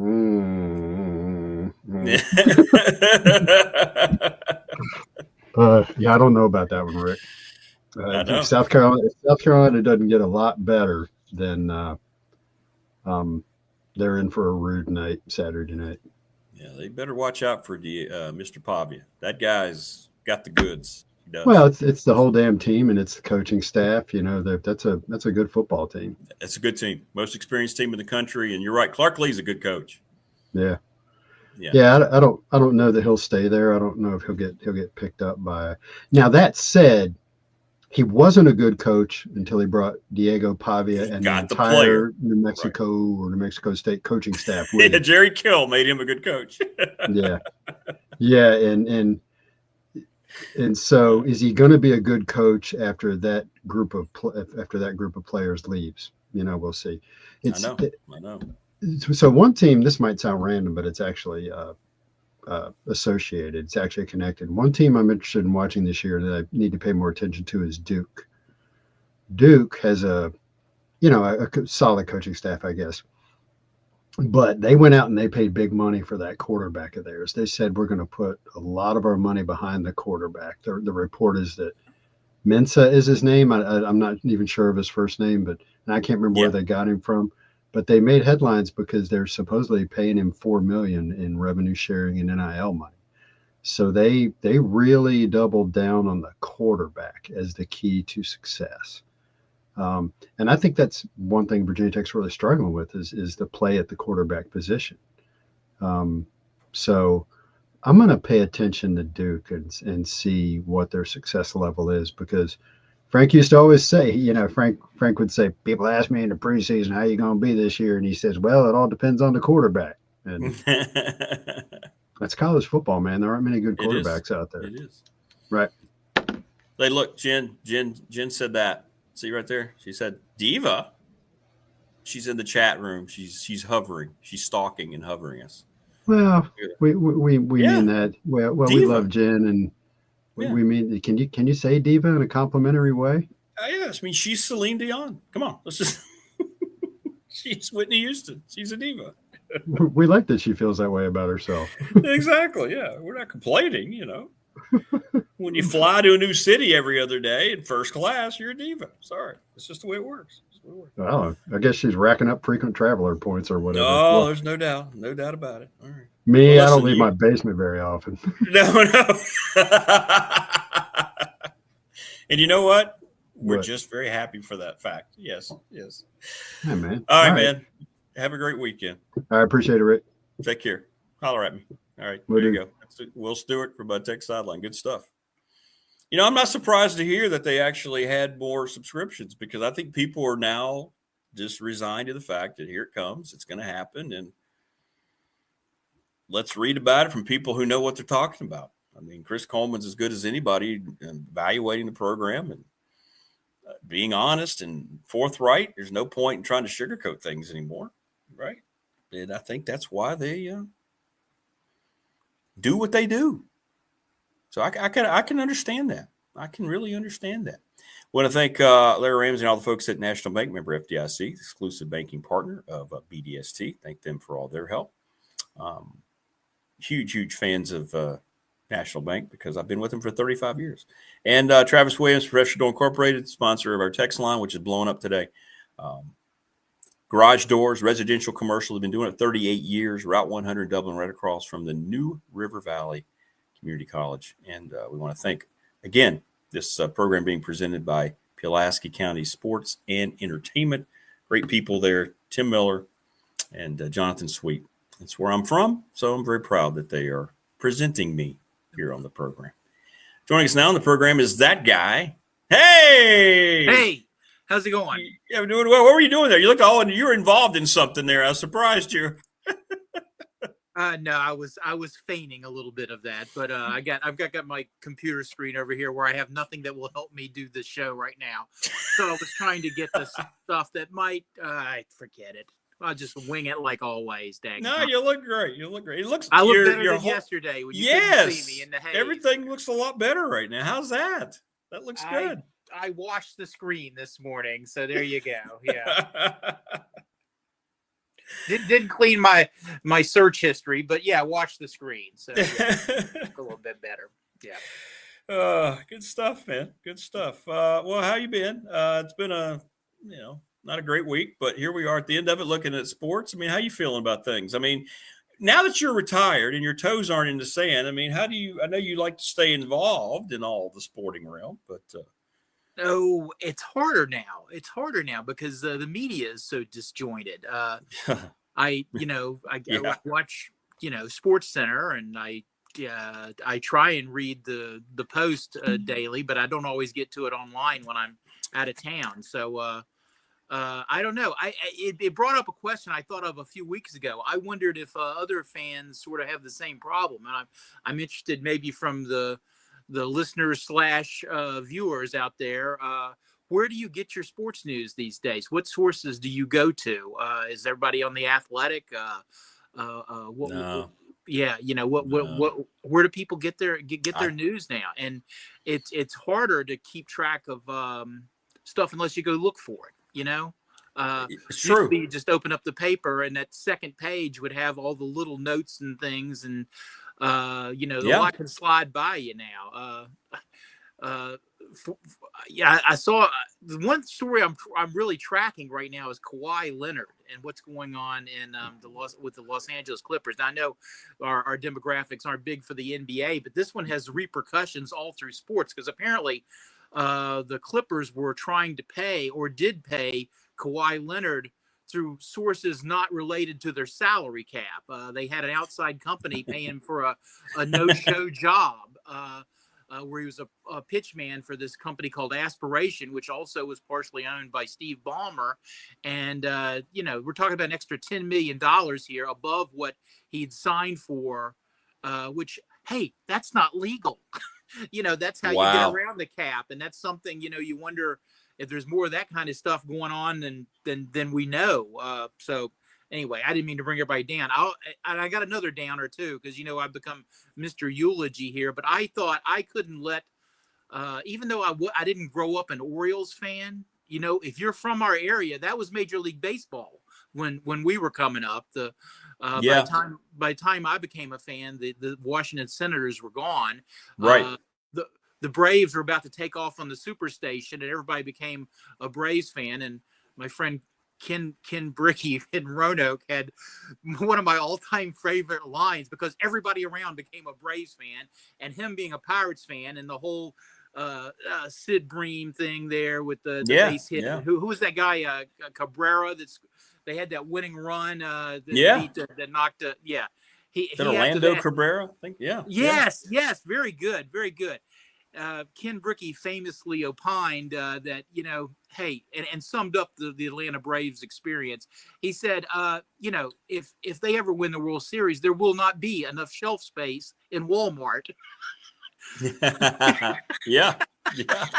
He's true. Anyway, before all that, the Orioles were the team that everyone around here, if they didn't root for, was well aware of, because we got more coverage. Again, back to that problem. And we lost Davey Johnson last week, and he connects a lot of dots in my baseball world, because not only was he's on these Orioles teams that so many of my friends rooted for, and we can all still run down that lineup a little bit. Davey Johnson was not the key guy. You had Brooks Robinson, you had Jim Palmer, Mark Belanger, Bumbry, Baylor.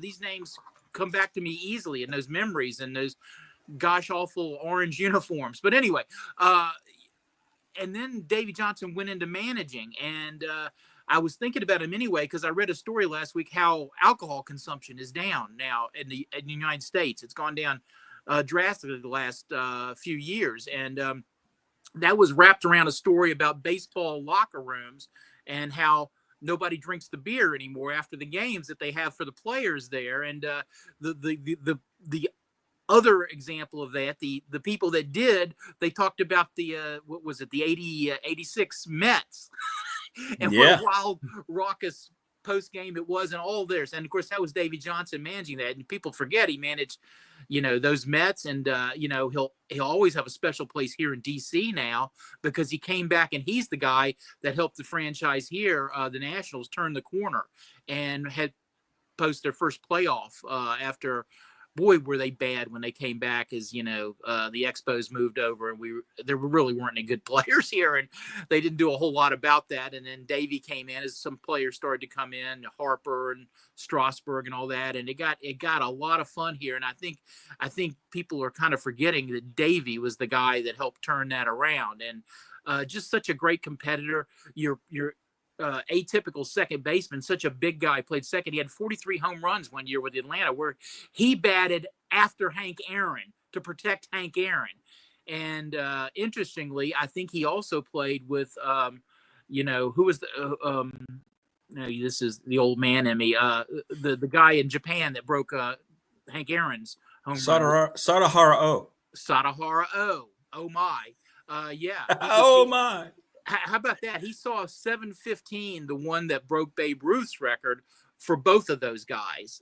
Davey Johnson did. I mean, just another funny footnote. Plus, he won I don't know. I had it written down someplace, but I'll never. 56% of his games as a manager, and 17 seasons for 5 franchises. And I know he was successful with all his franchises. And Tom Boswell pointed out in a column, it wasn't like he inherited great teams all those places. He usually had to do a rebuild to get them to a point where they were playoff teams. Yeah. So anyway, here's a nod of the cap to Davey Johnson. And I saw Darryl Strawberry posted, I think it was about 3 weeks before he passed, he got to visit him one last time. And the people around Davey Johnson, it was one of the few times that he saw him just happy he'd forgotten about how sick he was, and they had a nice moment. They showed some nice video of those two rekindling. That relationship was always very strong. I know Darryl Strawberry considered him like a father figure, so that was pretty emotional to see that. And then, he passed away a few weeks later. So, but yeah. I saw that too. Johnson was ahead of his time in terms of the relations with players. He really let his players' personalities shine through, and he never considered that a negative. He kind of and obviously it worked for him as a manager that could do that. And the other thing was, I read a thing about how he was one of the first ones really into the analytics now that kind of rule the game in most of sports. He had done some computer stuff on his own in 1969, and famously had showed Earl Weaver some things on those printouts he did, and Earl Weaver promptly took it and threw it in the trash can.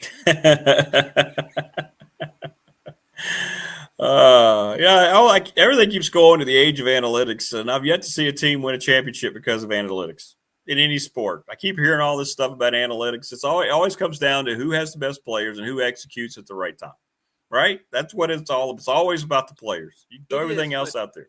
Yeah, that's a good point. And I just didn't. I don't. I sometimes I care about how far the ball went. I like to hear these long home run stories, but I don't care about launch angle. I really don't. I couldn't care less. I hate it. And some of the things it's done to the game, the decline and the effectiveness of starting pitching, the use of more arms and things like that. When we were kids, Bob Gibson pitched a complete game every time out. It seemed like, and we liked it. We liked it. Yeah. So I don't know. But you mentioned the TBS days, man, and being a Padres lifer, the only time I got to see the Padres was on TBS when they'd play, and they were in the same division then, so they could play. They played like 18 times or whatever it was, 24. I mean, you'd see them a lot, and I couldn't wait for those games when they would play, and they would broadcast just about all those games, right? Not the entire season. They did broadcast all of them. Yeah, just about all of them. Yeah, other than the national NBC day or whatever. But yeah. Well, right. Because again, back to the thing when we were kids, we got the Sunday afternoon game of the week, and then the Monday night game of the week, and that was it. That's your baseball, kids. And if the Saturday afternoon game. And if Saturday was a nice day, you wanted to be out playing baseball. I know. In watching it, it was really tough. But yeah, so thanks to the Superstation belatedly here too for bringing us so much baseball. You must be just in hog heaven with the Padres this year. Do you get to see them very often? No, I don't buy the Major League package anymore. I had it for a while, but when they had a chance to go to the World Series, and last year they had a chance too, and they lost that game 1-0 in Game 7. They kind of been a little bit of a disappointment. They're not going to do very well in the playoffs. I mean, they're having a decent season, but we'll see. They don't have any ownership right now. It's kind of brought the whole organization down. Peter Seidler passed away, and the family's battling. That's never going to be a good. It's never going to be good. So ownership. Don't get me started. Ownership. Yeah. But it does. And what was that? Every day I see in the highlights, Fernando Tatis Jr. is robbing someone of a home run. Well, he hasn't been the same player since he got nailed for the steroid usage. We'll just be nice about it. He's kind of fallen off, and so we'll see. But forget all that. I'm home, and I have this that I can plug. That's right. Hey, there you go. What is that, Mike? Do you write for that publication or what? Yes. There's the Maryland preview, and ironically, somehow I've been grandfathered in on East Carolina. I've been doing them for years too. So this magazine is one thick magazine there, people. And that's why the cover price is.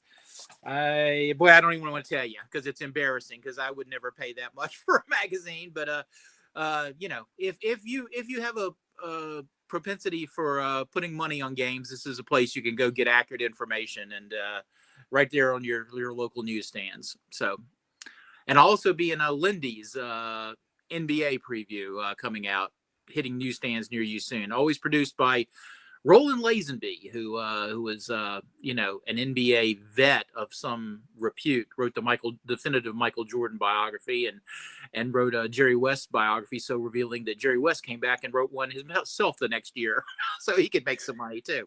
I got to get him on the new format here. I haven't had him on yet. He's yeah. to join us quick for. Oh, he would love it. He would love it. Yeah. I did mention his latest was Magic Johnson. A big. Is that out now? Did that finally come out? Yeah, okay. yeah. So, and it's really something. It's amazing the information that Roland Lazenby is so good at this stuff. It makes me never ever want to try to write a book, because these guys like him, and our own Ron Peterson, who went the true crime route. Those guys are just, you can just, as a writer myself, I still probably maybe shouldn't call myself that.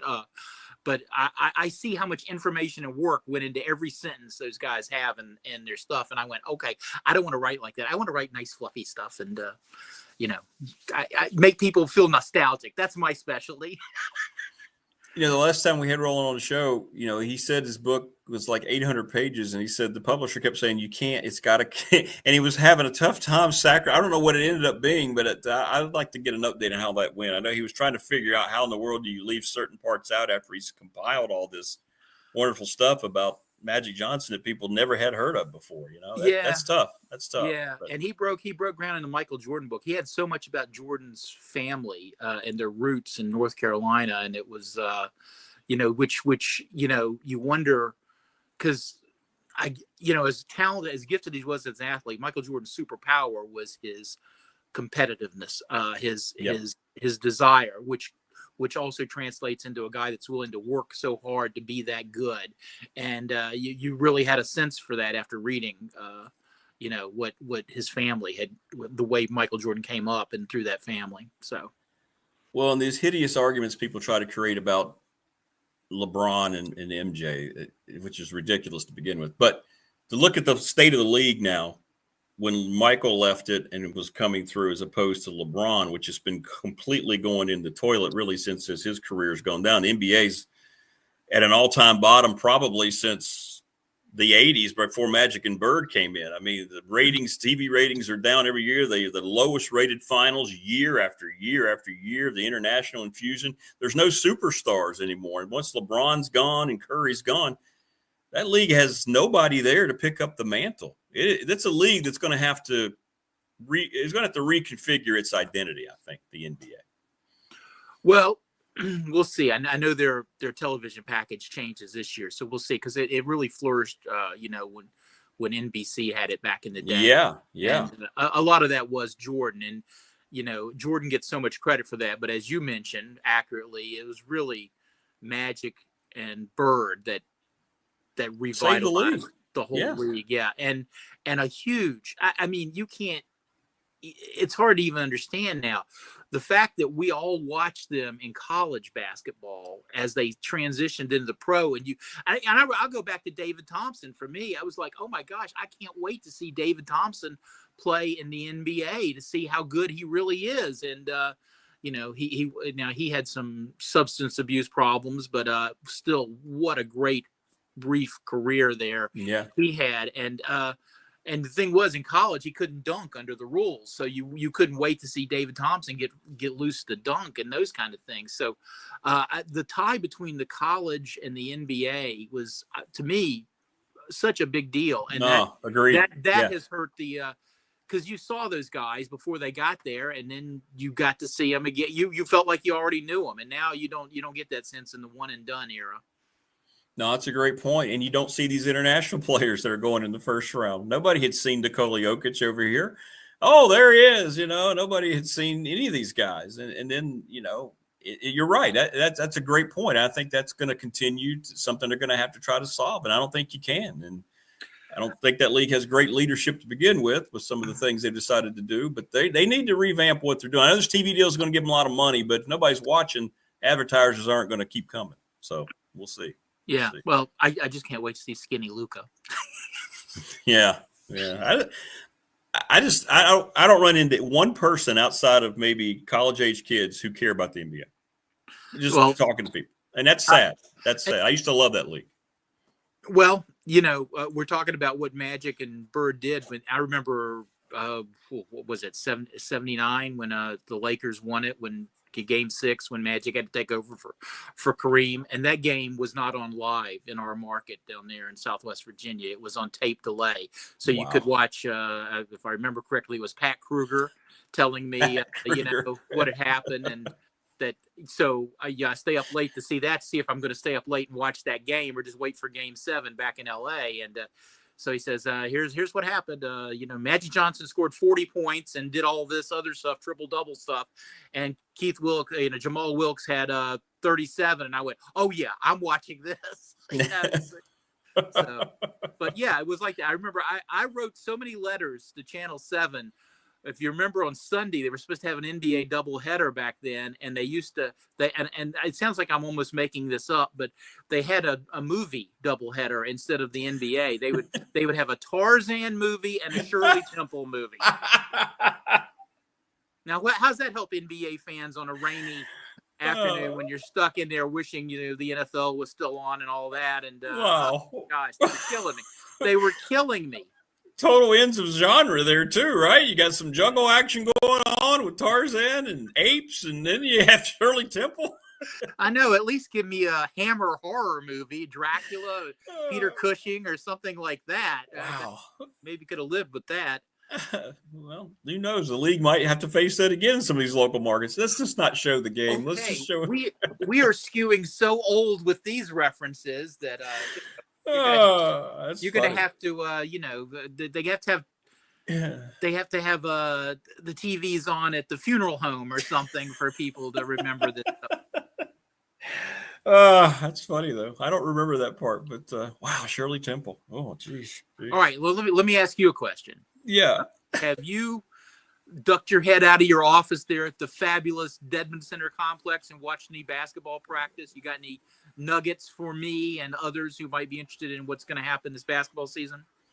No, not yet. Not yet. We're just I'm so busy with all the other broadcasts because we've got both soccers, we got volleyball, we got all these things, and getting the radio network ready. Yeah, I'm not of the basketball mind right now. I've watched a little here and there. Well, I didn't do my preview work this year because I did opt out of that because of all the reasons we keep talking about, because most teams come together so late the coaches can't tell you in July and August. That's right. What they've got, even though they get to practice more now. So you're really relying on maybe seeing it yourself. And obviously we're getting great word of mouth. I'm not going to try and remember all the players, but we have, first of all, people that know my background know I have seen every men's basketball team at Radford play live since 1980. So the way in recent years, obviously great respect for Mike Jones, who's going in the Hall of Fame this fall, and deservedly so.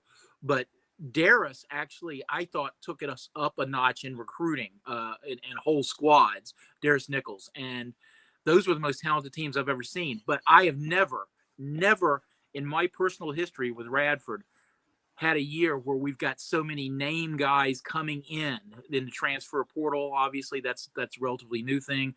But there are more guys that you look at their numbers from other programs that are coming in. He averages 0.3 points in 4 games at Iowa. That doesn't, you still don't know. But we got guys that actually, the kid from Minnesota that played there, averaged 5 points a game and played in every game. There's a kid from the Ohio Valley Conference that was all OVC, NC State transfer.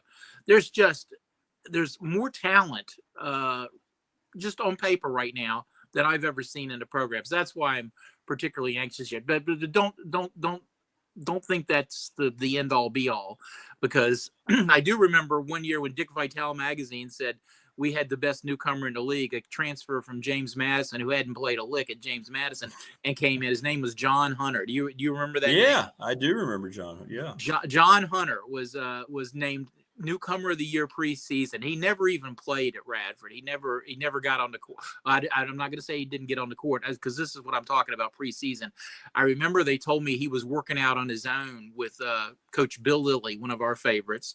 And I went down to the Debon Center, and what I saw John doing, because he was so kind of mechanical in his movements, they had him doing this drill where Bill Lilly was laying cards out from a deck on the floor, and John had to pick one up and then back up and pick up another one and back up and pick up another one, or go forward, just to get some more agility in him like that. And so I famously told Bill, I said, well, when you told him he had to come down before the team and play pickup, this probably isn't what he thought you were talking about.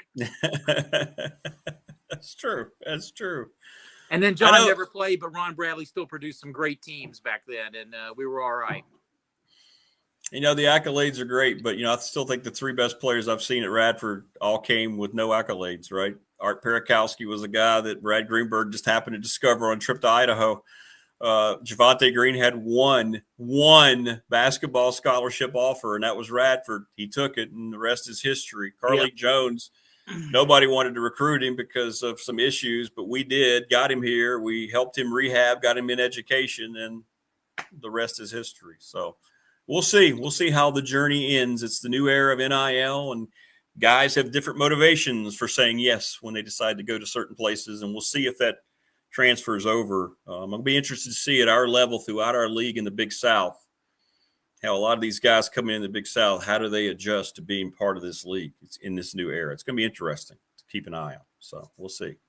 Yeah, it is a whole different dynamic now. And again, it's just so hard to predict, particularly at this level. You can kind of, some of the more familiar names at, the major level, but at mid-majors, man, it is a crapshoot. And it's still just so important for schools. We've all seen the, if your school wins your tournament, gets the NCAA, and gets that couple of weeks of free publicity like that, it just your admissions go up. People applying, it's huge, goes up. Yeah, you got more name recognition. There's people that all over the country that know Radford just because they've seen their name come up on the line there. And you look what it's done to places like Coastal and Liberty, and I think that's true. I think we're set up much better now in a lot of ways to be back in the thick of things. Oh yeah. I mean, just the money that was spent. Yeah, you're going to be in that. You're going to be in that. And that's, like you said, that's what it comes down to. And we'll see. We'll see what happens. And here we are on Sports Talk, back to money. Okay. It comes back. What's it all come back to? You might as well make this like a financial show too, or something. I know. Well, great stuff, my friend. I get to talk to you back-to-back days, so that's a good week for me. So that's good. Yeah. Hey, me too. And I fixed all the issues yesterday where, I called in Steve Ragsdale to help me with my tech support here. He fixed your camera for you? Hey, Steve, I love you. I hope I'm a technophobe too. And I thought about my connection with Steve. He was the first story I ever got paid to do for a real newspaper. Steve Ragsdale was my big interview because it was after the Bandana Bunch, after the semifinal game against Jefferson Forest. I covered that game. Leon King had a big day down there where it was icy cold and in Giles, and that was my first experience. And Rags didn't berate me for my stupid questions after the game. So, but I learned.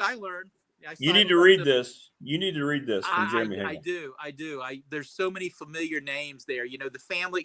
That's another great thing. The community. It's like over time you see the same names. In the agate and making the big plays. And I always love that down there. There's a lot of them too.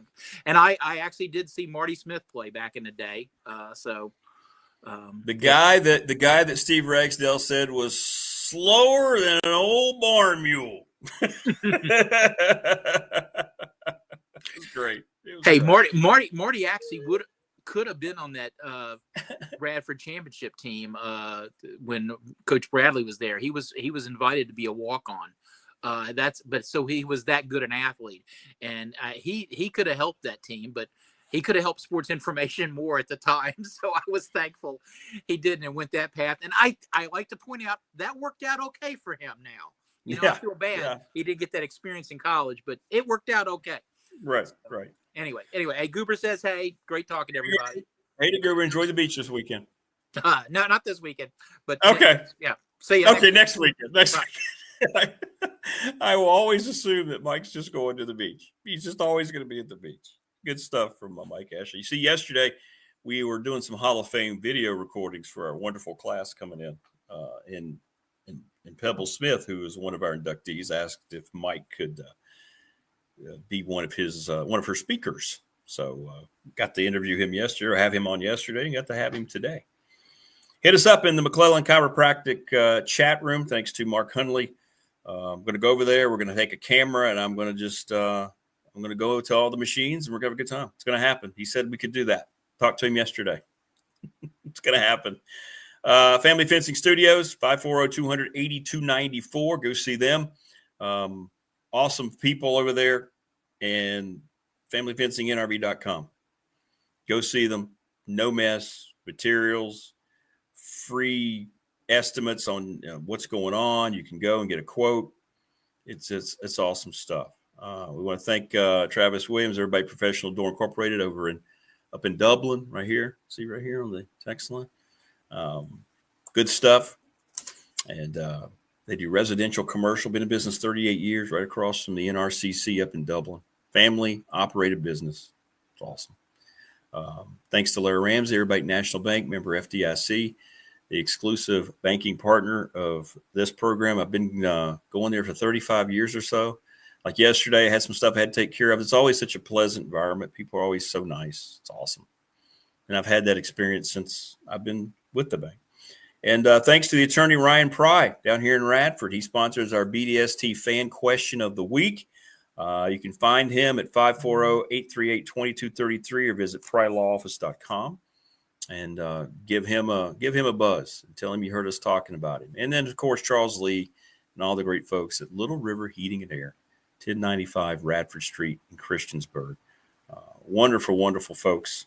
And we appreciate them. And we want to thank National Bank Professional Door. I was also sponsoring our 4th and Goal show. That's going to debut today. If you're hanging around this morning and you want to watch what's going on with high school football, it's kind of the reason I didn't talk about it a lot today, because I want you to watch me and Jermaine for the 4th and Goal show, brought to you by National Bank and Professional Door. And I believe that's got everybody in there. Is that everybody? Yeah, I think so. Hey, speaking of having everybody in here, there she is, her loveliness personification. It's Jen The Gamecock Girl. Good morning. How are you? Hey, good morning to you. How was your weekend? Last weekend. Did you have fun against South Carolina State? But that was a banger. It was a little nerve-wracking at the beginning, and then we had that, was it 2-hour delay? We had a long delay. Did you really? Ooh. There were storms in the area, and it was a late night. I think I got in bed around 2 a.m. Oh, how much of the crowd was left at the end of that game? Wow. Actually, quite a bit. I was really pleasantly surprised, and I was surprised how many fans stayed after the delays, too. I think maybe 80% of everybody stayed through the delays. Bunch of drunks. Just having a good time backing our team. That's what we do down here. Is that what you do down there? Well, you better hope they hang around for 4 quarters this week, because there's a missile coming in hot, and they're going to wear gold helmets, and they're led by Diego Pavia. You better get ready to rock and roll. They've been talking quite a bit about that game and talking it up in the media. So I think it'll be an interesting matchup and a full Williams-Brice. Yeah, that'll be fun. That'll be. And what's great for me, I actually have the weekend off, which is the first one, and so I'll have the Tech game, and then I can go back and forth and watch your game. So that's going to be fun. And I will be texting you. Wait, well, no. This is the question: who are you going to be cheering for? Ooh, well, I'll be pulling for Tech. Oh, you mean in the other game? I'm all in on the Diego Pavia train. Can I pull for quarterbacks and not teams? No. Well, I'm always going to have an affinity for your Gamecocks because of you. Are you? Because it doesn't feel that way sometimes. You don't feel very supportive. Yeah.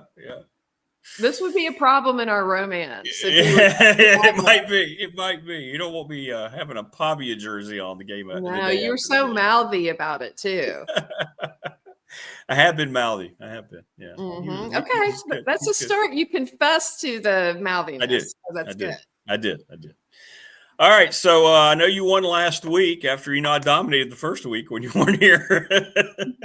I won, and I'm so proud of myself. I correctly picked some good upsets. You did. Let me find the picks. Because I sent them to you. Oh yeah, let's do a little accounting. Well, no, I meant this week's. I got to find this week's picks. Oh, okay.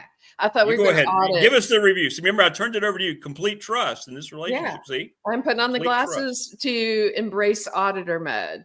All right, let me find it. Okay. I'm good for this week now. Are you ready to hear about what we did last week? I am ready because I didn't take any notes. Remember, I started to, and then you yelled at me. So I did yell at you. Okay. Illinois, Duke. I had Illinois, although I didn't want to. It was so close, and all of a sudden you look up, it's 45-19. Well, yikes. Yeah. Yeah, that one got away. Yeah. You picked Virginia over NC State. They had the game won. See, look how close I was. And then they threw the pick at the 3-yard line. Game was over. It was not a win for you. I was wrong about UCLA. You told me they were terrible. It kind of he'll be the first coach fired. Will be Deshaun Foster if they lose to New Mexico tonight. I think he gets fired. Then the West Virginia Ohio game, I had Ohio, which I'm really proud of. That was a good pick. That was a really good pick, no doubt. And Mountaineers really look bad, didn't they? Didn't they look bad? West Virginia, they don't look good. It's they had to redo everything though. I get it. They're in a transition time. 100%. And then Arizona State, Mississippi State. I had Mississippi State. That's right, you did. Also, nice upset there. You had Arizona State. I had Arizona State.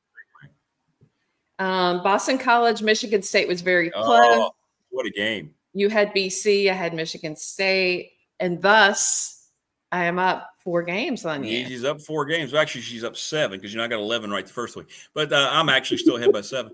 But no, that's fine. That's good. That's a good start for you. That's good to have you with that advantage because now you're going to be all, no pun intended. You're going to get a little cocky going forward. Right? Is that actually cocky? Can you see? It is. Yeah, see? Look how shiny his feathers are. Mm-hmm. It just says cock on it. Can we say that on YouTube?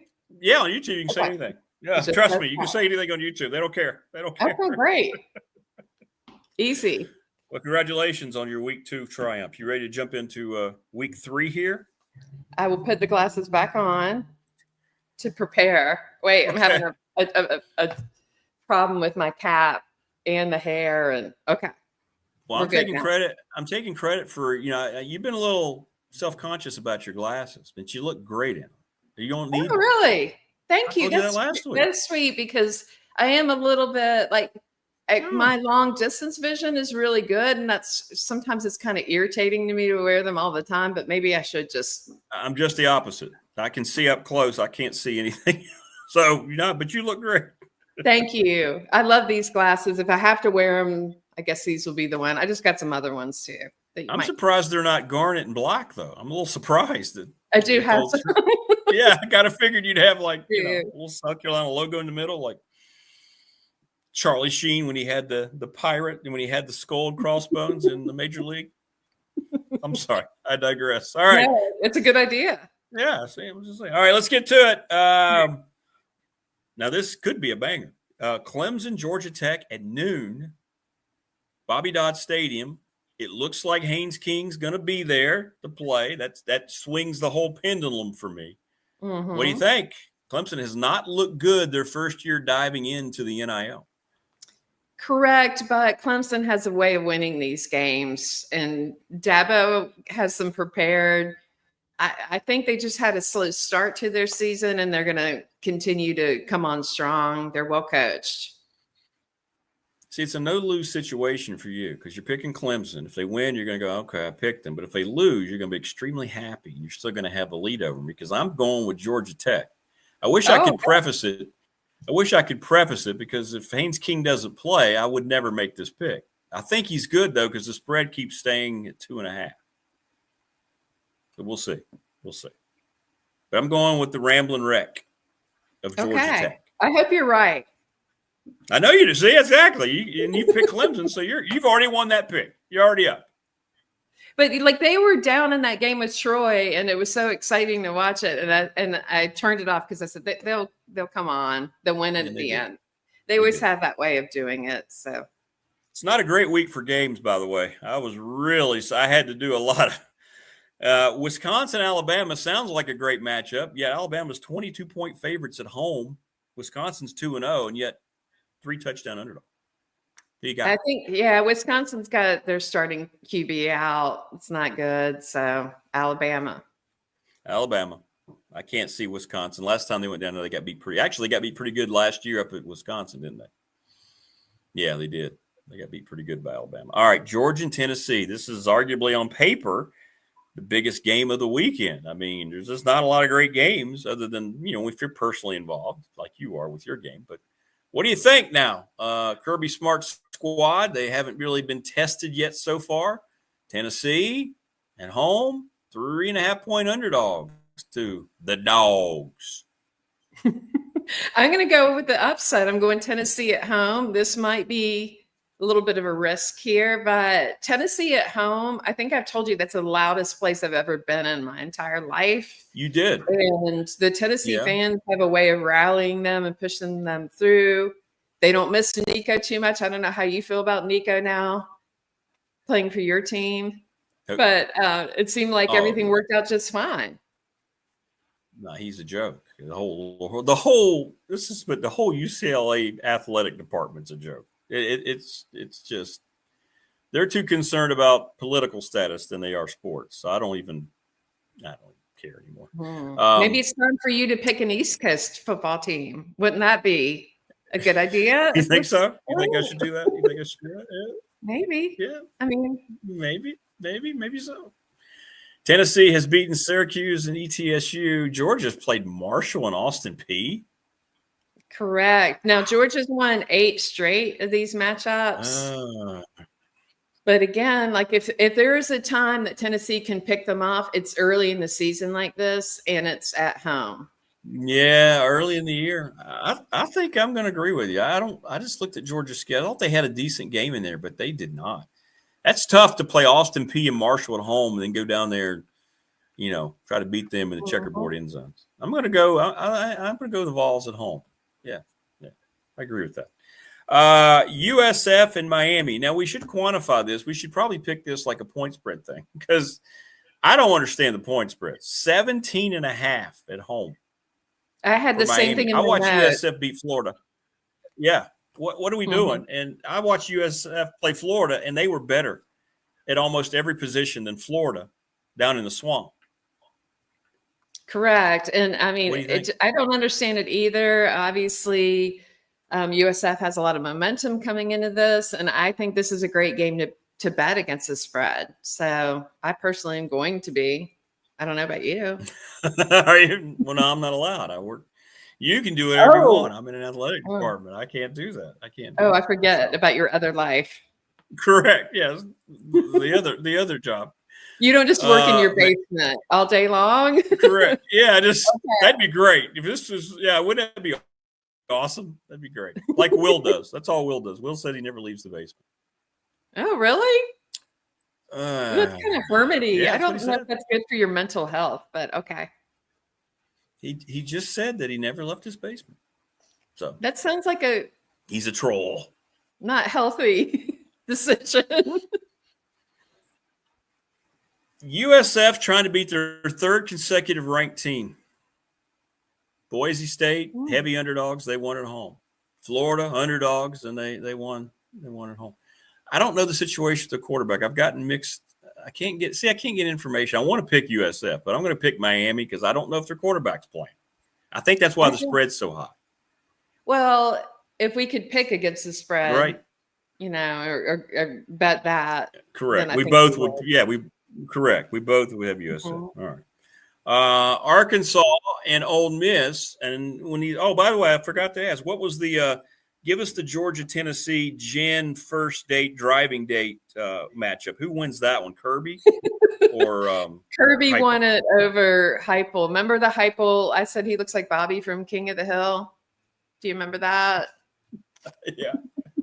Yeah, I do. And Kirby has better. All right, how about Arkansas? Well, I already. Never mind. I don't need to ask you. Lane Kiffin's your guy, one of your guys. I know he's going to win this matchup. So, right. So Ole Miss to win the game on top of that too, right? Oh, okay. I'm sorry. We've moved on. Right? Yes. Yes. Sorry. Yes. You were talking about Tennessee and Georgia. I'm with you now. Yes, to Ole Miss. Yeah, I forgot to ask you about each week I've got to ask you when it's SEC versus SEC crime here. I've got to ask you about the matchup. But that other matchup, and Pittman did win. Remember, Pittman was my champ in that, and I still think he's quite charming. But so is he over Lane in this one? Now that Lane's back with his wife, apparently? Yeah. Pittman was number 1 in that contest. That's right. He was, wasn't he? And you know how I feel about skinny Lane Kiffin versus thick Lane Kiffin. You're not a fan. You're not a fan. Mm-hmm. You're not a fan at all. So you're going Arkansas in this game. No. Oh, for the contest, yes, on Arkansas, but for this game, yes, on Ole Miss. All right. Yeah, I'm going Ole Miss too. Florida and LSU. Billy Napier had to be higher than Brian Kelly, right? Or was he? Yeah, Brian Kelly's really not a fave. But Napier's kind of boring. Have you ever heard his press conferences? They're like real snoozer, boring. He's going to be unemployed soon. But not for long. Maybe he can join the college football playoff staff. Oh, yeah. They've added such great people. Yeah. LSU at home, right? They're 2-0. They're number 3 in the country. They're sneaky, I think, really good defensively. And I like Nussmeier. I do. I like him. He's a good quarterback. He kind of reminds me a little bit of Joe Burrow. Just saying. That's a good testimonial. Texas A&M and the Golden Domers. They lost at Miami, but as they know, this is their only other scheduled ranked opponent. They have them at home. A&M going down there. Another SEC team going on the road. What do you think? Well, I had to look this up. I was trying to remember who Notre Dame played last week, and then I realized they didn't play anybody. Yeah, they didn't play. So going into that, having 2 weeks to prepare, I don't know how they pulled that, but it seems like they would be a favorite in this game, playing at home and having the extra time. Yeah, I mean, they've had 2 weeks to get ready. They rallied against Miami, and they fell short. They're at home. But all that being said, I like Mike Elko. I'm going to go with A&M on the road, winning in South Bend at 7:30 at Notre Dame Stadium on that hideous plastic field they incorporated several years ago. Again, I know I apologize for this run of games coming up, but there was nothing else. There were a few in here. I was rolling my eyes. I was like, I know. We'll go back and look. Colorado at Houston. And I know it's terrible, but going on the road, Deion show against the Cougs. Okay, I just want a quick aside. I'm really impressed with Deion for his being honest about all of his health challenges with the world and being a little bit of a champion for others going through similar health problems. And so he's come up in my personal polls. I think he would be a fun road trip buddy, fun to talk to. But that said, he would be. Yeah. Houston's, I feel like, is the potential winner in this. Houston's number 4 in total defense in the country right now. And their offense needs a little work, but I think they're going to continue to improve as the season develops. Yeah. And Deion's 2 prior teams at Colorado haven't traveled well, even when they had his son, Travis Hunter. So, yeah, I think Houston's going to win. Easily the most disappointing team in the country right now is Kansas State. They're going to take on Arizona. Kansas State 1-2. Arizona's sitting there kind of quietly at 2-0 right now. And they have not allowed a touchdown so far. Arizona looks pretty good. So this is another one. The line to me is a little closer than I would think is appropriate, but I'm taking Arizona. I think it's because they've played Hawaii and Weber State. I think that's probably why. Kansas State had that. They blew that game against Army last week on the road. You don't think if they can't win at Army, they're not going to win at Arizona. So I'm with you. I think the Wildcats will kind of melt down in the desert. Backyard brawl. Here we go. Pitt and West Virginia. Again, it's not the sexiest of years to have this game, but it's great that it's on the schedule. So I checked into Pitt, see who they played. I saw they played Paul Hightower's Duquesne team in Central Michigan. So, they look good, but they haven't really. Yeah. I mean, I think West Virginia is more tested in playing Ohio versus those opponents. And typically West Virginia plays well at home against Pitt. They've won 5 of the last 6. So I'm going to go West Virginia. Okay, I'm going to go Pitt on the road to win the game. My dad would be very angry if he were still around, but I'm going with Pitt at home. You're not a believer in West Virginia? No. Too much not transition? After what happened against Ohio. Okay. Huh? Too much transition for them. Mm-hmm. Correct. Duke and Tulane. Duke was right there for a while with Illinois, and then it just all went away. 45-19. Not what Manny Diaz had in mind. I thought they'd win that game at home. They had momentum, and now they go on the road, and Tulane is they're tough down there in New Orleans, especially early in the year, and a chance here to, kind of flex their muscle a little bit against the power 4 opponent. What do you think? I don't know this situation, and I heard you and Will talking about it too, with the Duke quarterback transferring from Tulane. Yeah. Like that's an interesting dynamic, and I'm not totally sure what to make of it. I mean, I could see it being an advantage for both teams, sort of, and making that argument. But I think I'm going to go Duke. I'm going to go Tulane at home because I think it'll be so motivated that to go against their old quarterback. A lot of his former teammates, I'm sure, have been penciling this game in. I don't think that was a good separation either. So kind of like you and Mark Stoops, never really got healed up. So Mark is not looking good these days. Have you seen him recently? He's falling apart without you, Jen.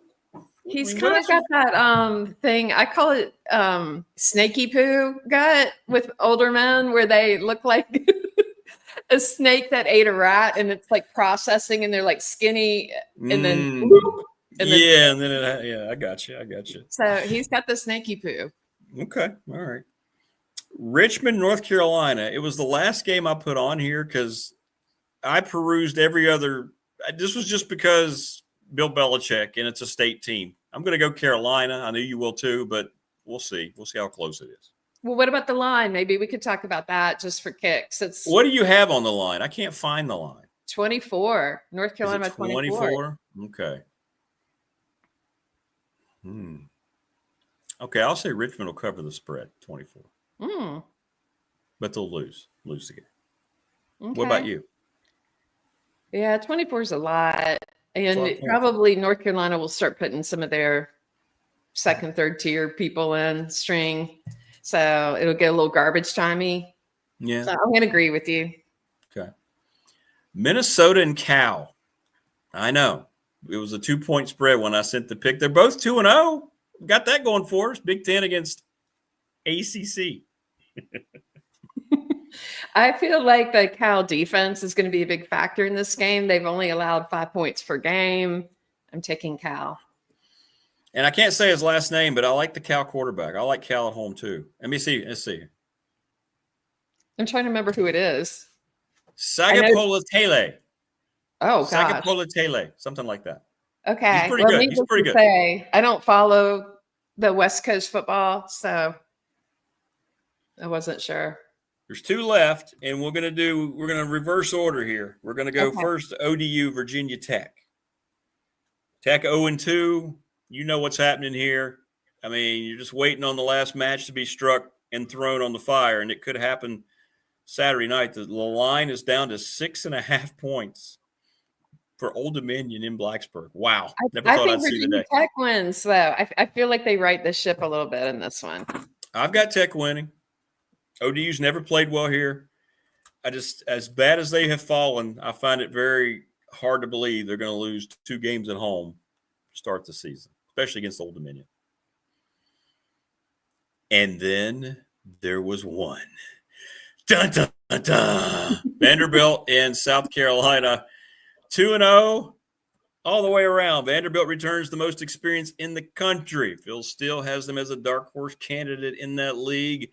South Carolina, against South Carolina State, 21 points coming off of after the delay, turnovers, long, like 2-hour plus rain delay. Mm-hmm. Didn't look that great against Tech, to be honest. It was 10-8 going in the fourth quarter. Yeah, but I told you this is a thing. We always play really poorly at the beginning of the season. So you do. This is kind of the formula. And last year turned out well in spite of the ODU almost loss. We won, but barely. Almost loss. Yeah. Maybe this is the time that everything clicks. And the home advantage at Williams-Brice is for real. Is it? Well, you would know if you would come to a game down here. I know.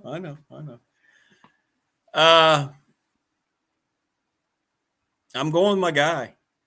I just like his makeup. Not throwing any shade at Lenoris at all, but I watched him very closely last week. He threw a pick early here in Blacksburg. He was the same guy running off the field, and he was the same guy running off the field when it got to be 37-20, and the inevitable was going to happen, that Tech was going to fall to this team who plays like they have the most experience coming back, because they have complete trust in him. They have good receivers. They have good linebackers on defense. That is true. They do have good receivers. They've got 2 chips on their shoulder because they're Vanderbilt, right? I mean, let's just say it the way it is. And I think Pavia, he uses that. And this is a landmark game for them, coming down to take on you guys who are in what 11 in the country now with all the preseason love. I mean, what's the series here? You guys never hardly lose to Vanderbilt, right? Ever? I don't think we've lost in 16 or 17 years now. I've lost track. So you've got that too. They've been talking a lot of smack this week, and I don't think that has been a good strategy. Now, I do think they're very well coached, and they're an intelligent team. They are going to be well prepared for sure. But all the smack talking, I don't think is a smart approach. Yeah, I know. Teams do that, and he's very brash. It's interesting that most of it's not really coming from him, right? He's just kind of he comes across confident, but he's not really saying anything. He has said some things. So, well, he's disrespected. He thinks he's a better quarterback than. I get it. I mean, he's good, but it'll be good to put some action into it and a little spark for our team now, a little motivation. So I kind of like he did all the talking, as did some of his colleagues. Got to back it up. We'll see if they're brash enough to back it up. Well, they at practice, I think it was this week, to close practice, they had a F South Carolina reference. So, and I can say that on here, right? F. Yeah, sure you can. Okay. I don't know if I'd fill in the blanks, but yeah, you can do that. Okay. So, all that. And we got some scrappy talent now. We have more talent than they do and more depth. Hasn't really shown up in the first 2 games, but yeah, that's you could argue that. I'm not going to disagree with you on that. We have not played up to our potential, but again, that's not atypical for us. It's just a matter of seeing how strong we rebound from that and whether we can. I mean, I don't know. The O-line has had a lot of problems, and I don't know if they are easily fixable in such a short period of time. It'll be interesting to see. Yeah, they haven't been great. No, I mean, I agree with you that they have not played up to their potential so far. It should have been a two-picker. We should have had like who we thought were going to win and which quarterback was going to play better. All right. Well, you know who I'm going to pick for both of those. I know who you are for both. And I already know who you would pick, at least for the quarterback. The quarterback, you know who I would pick, yeah. Because you want to go to prom with Pavia, apparently. Well, and he would be bad prom date. Like he would be trying to smoke behind the school and like coming in with a flask tucked in his tux. Yeah, you'd have to worry about those pesky brothers of his who like to get in trouble. Yeah, they would be like waiting outside and trying to get in over and over, and he would not be a good prom date. Yeah, you're right. You should rethink that. Sellers would be much more respectful and sweet.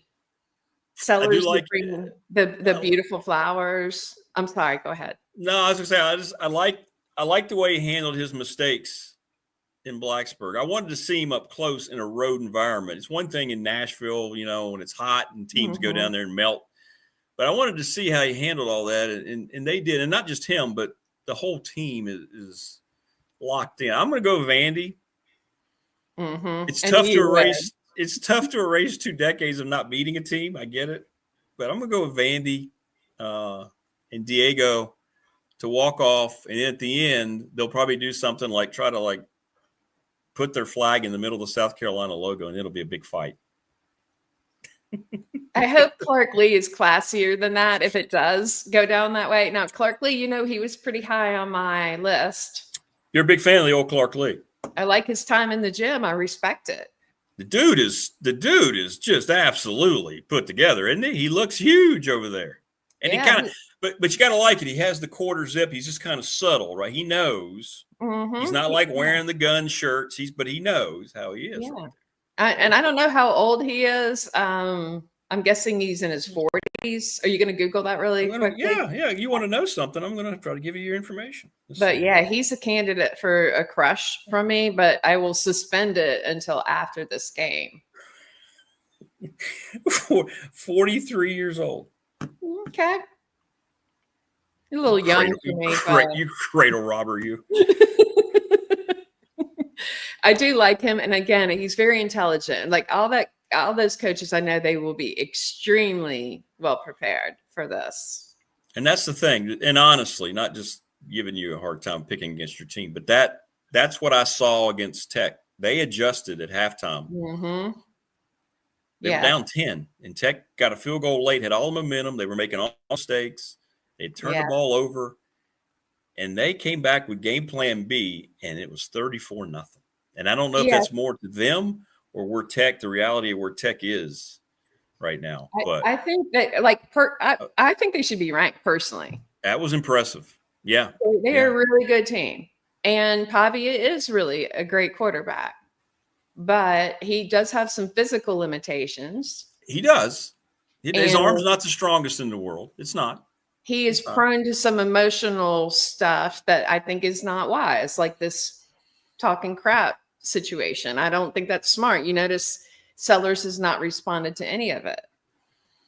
Well, they're not gonna be able to just throw the ball. They're going to have to run the ball well, and that's where I think South Carolina is going to have to really step up. That defensive line is they're going to have to step. Those linebackers too. They got to fill the gaps. I know you have the one superstar, but they got to have some help there. It's going to be interesting. It's going to be a good chess match. Should be a really good game. I'm glad it's coming on the opposite of Tech. Tech will be in the second quarter by then, so if things aren't going so well, you can go, okay, we got Vandy in South Carolina. So I'll be watching. Yeah, I think the home advantage is going to be important for us. If we were playing this game away, I'm already anxious about it, but I'd be very, very anxious if we were playing up there. So playing here at night gives us a little edge on it for sure. So Clark Lee being a potential crush. Now, if he walks off the field victorious, is the crush just going to kind of go away for a little while? Or is that going to go, you know what? He had the audacity to come in here and win this game. I'm giving him a call. Depends how he handles it. Like the Bielema behavior has disgusted me for a lifetime for him. He will be a mortal enemy of mine. So, if he has some class about it, maybe after a week or two of mourning, I can look past the whole situation. But if he does not handle it with class and allows his team to do things like you mentioned, like planting the flag, etc., I will never forgive him or that. I know team. you won't. Ever. He'll be really hurting himself. I know. Yeah. Are you going to be at the game, or are you just going to hang out at the condo?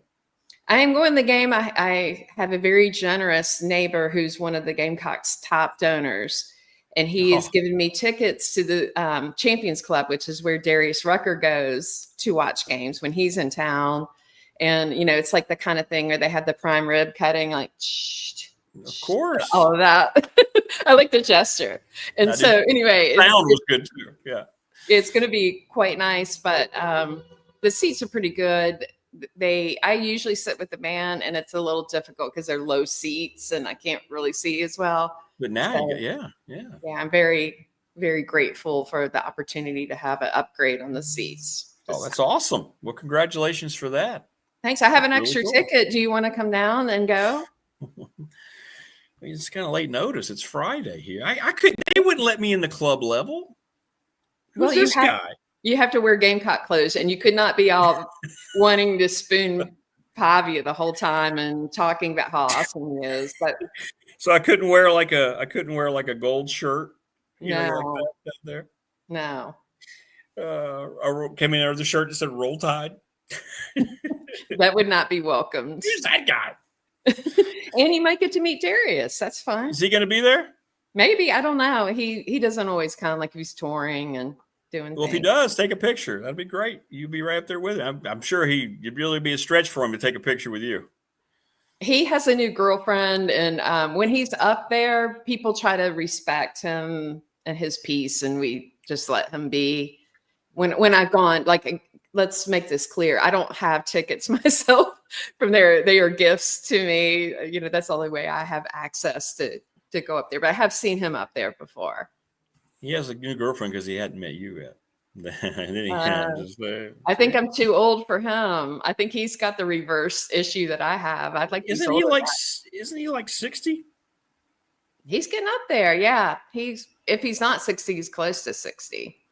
But older men are a lot better because they know what they want. And they're a lot less drama. I'm tired of the young dudes. Yeah, he's 60. He's 60 years old. So well, that's good. That's in my range. That's right. I'm just saying. Just saying. Clocking out on the young men and their high maintenance behavior, and want like the old dudes, low drama, chill, appreciative. Correct. It's a lot better for me. Well, have fun. I'm excited to get box seats. That'll be good. Or club seats. That's great. That's awesome. Thanks. And take some pictures. Yeah, share your experience with me. We'll do it. We'll play it here on the show. Now that you mention it, I haven't sent the game day pics to you, and we haven't played well. So maybe can we get a game day pic? We'll show it. Can we get a game day pic? I need a game day outfit pic and to send it to you to rebuild. Okay. The program here, the strength of the program. So I'll work on that.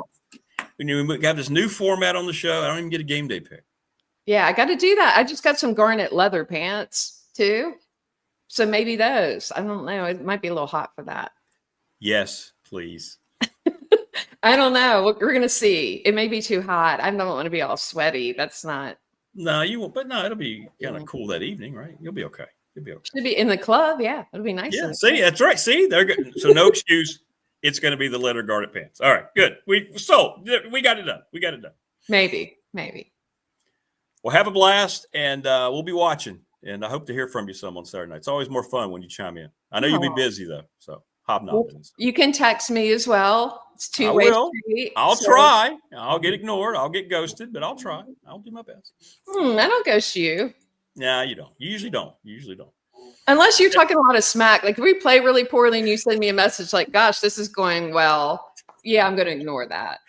The only time you ghost me is when you're in town. But anyway, I'm okay. I don't know why you say that. I invite you out all the time. No, not when you're here. I don't hear from you when you're in town. Will apparently does, though. Will said he didn't have that problem. So I haven't seen Will. When you think Will came to my condo before you did on a game day. That's what he said. You have a wonderful weekend. Go Cox. I know. You'll have a wonderful weekend if they get the dub. I will be. And then I'll take all the shade next week that I will deserve if all this goes negatively for me and Diego. Okay. Because me and Diego, we're together in this.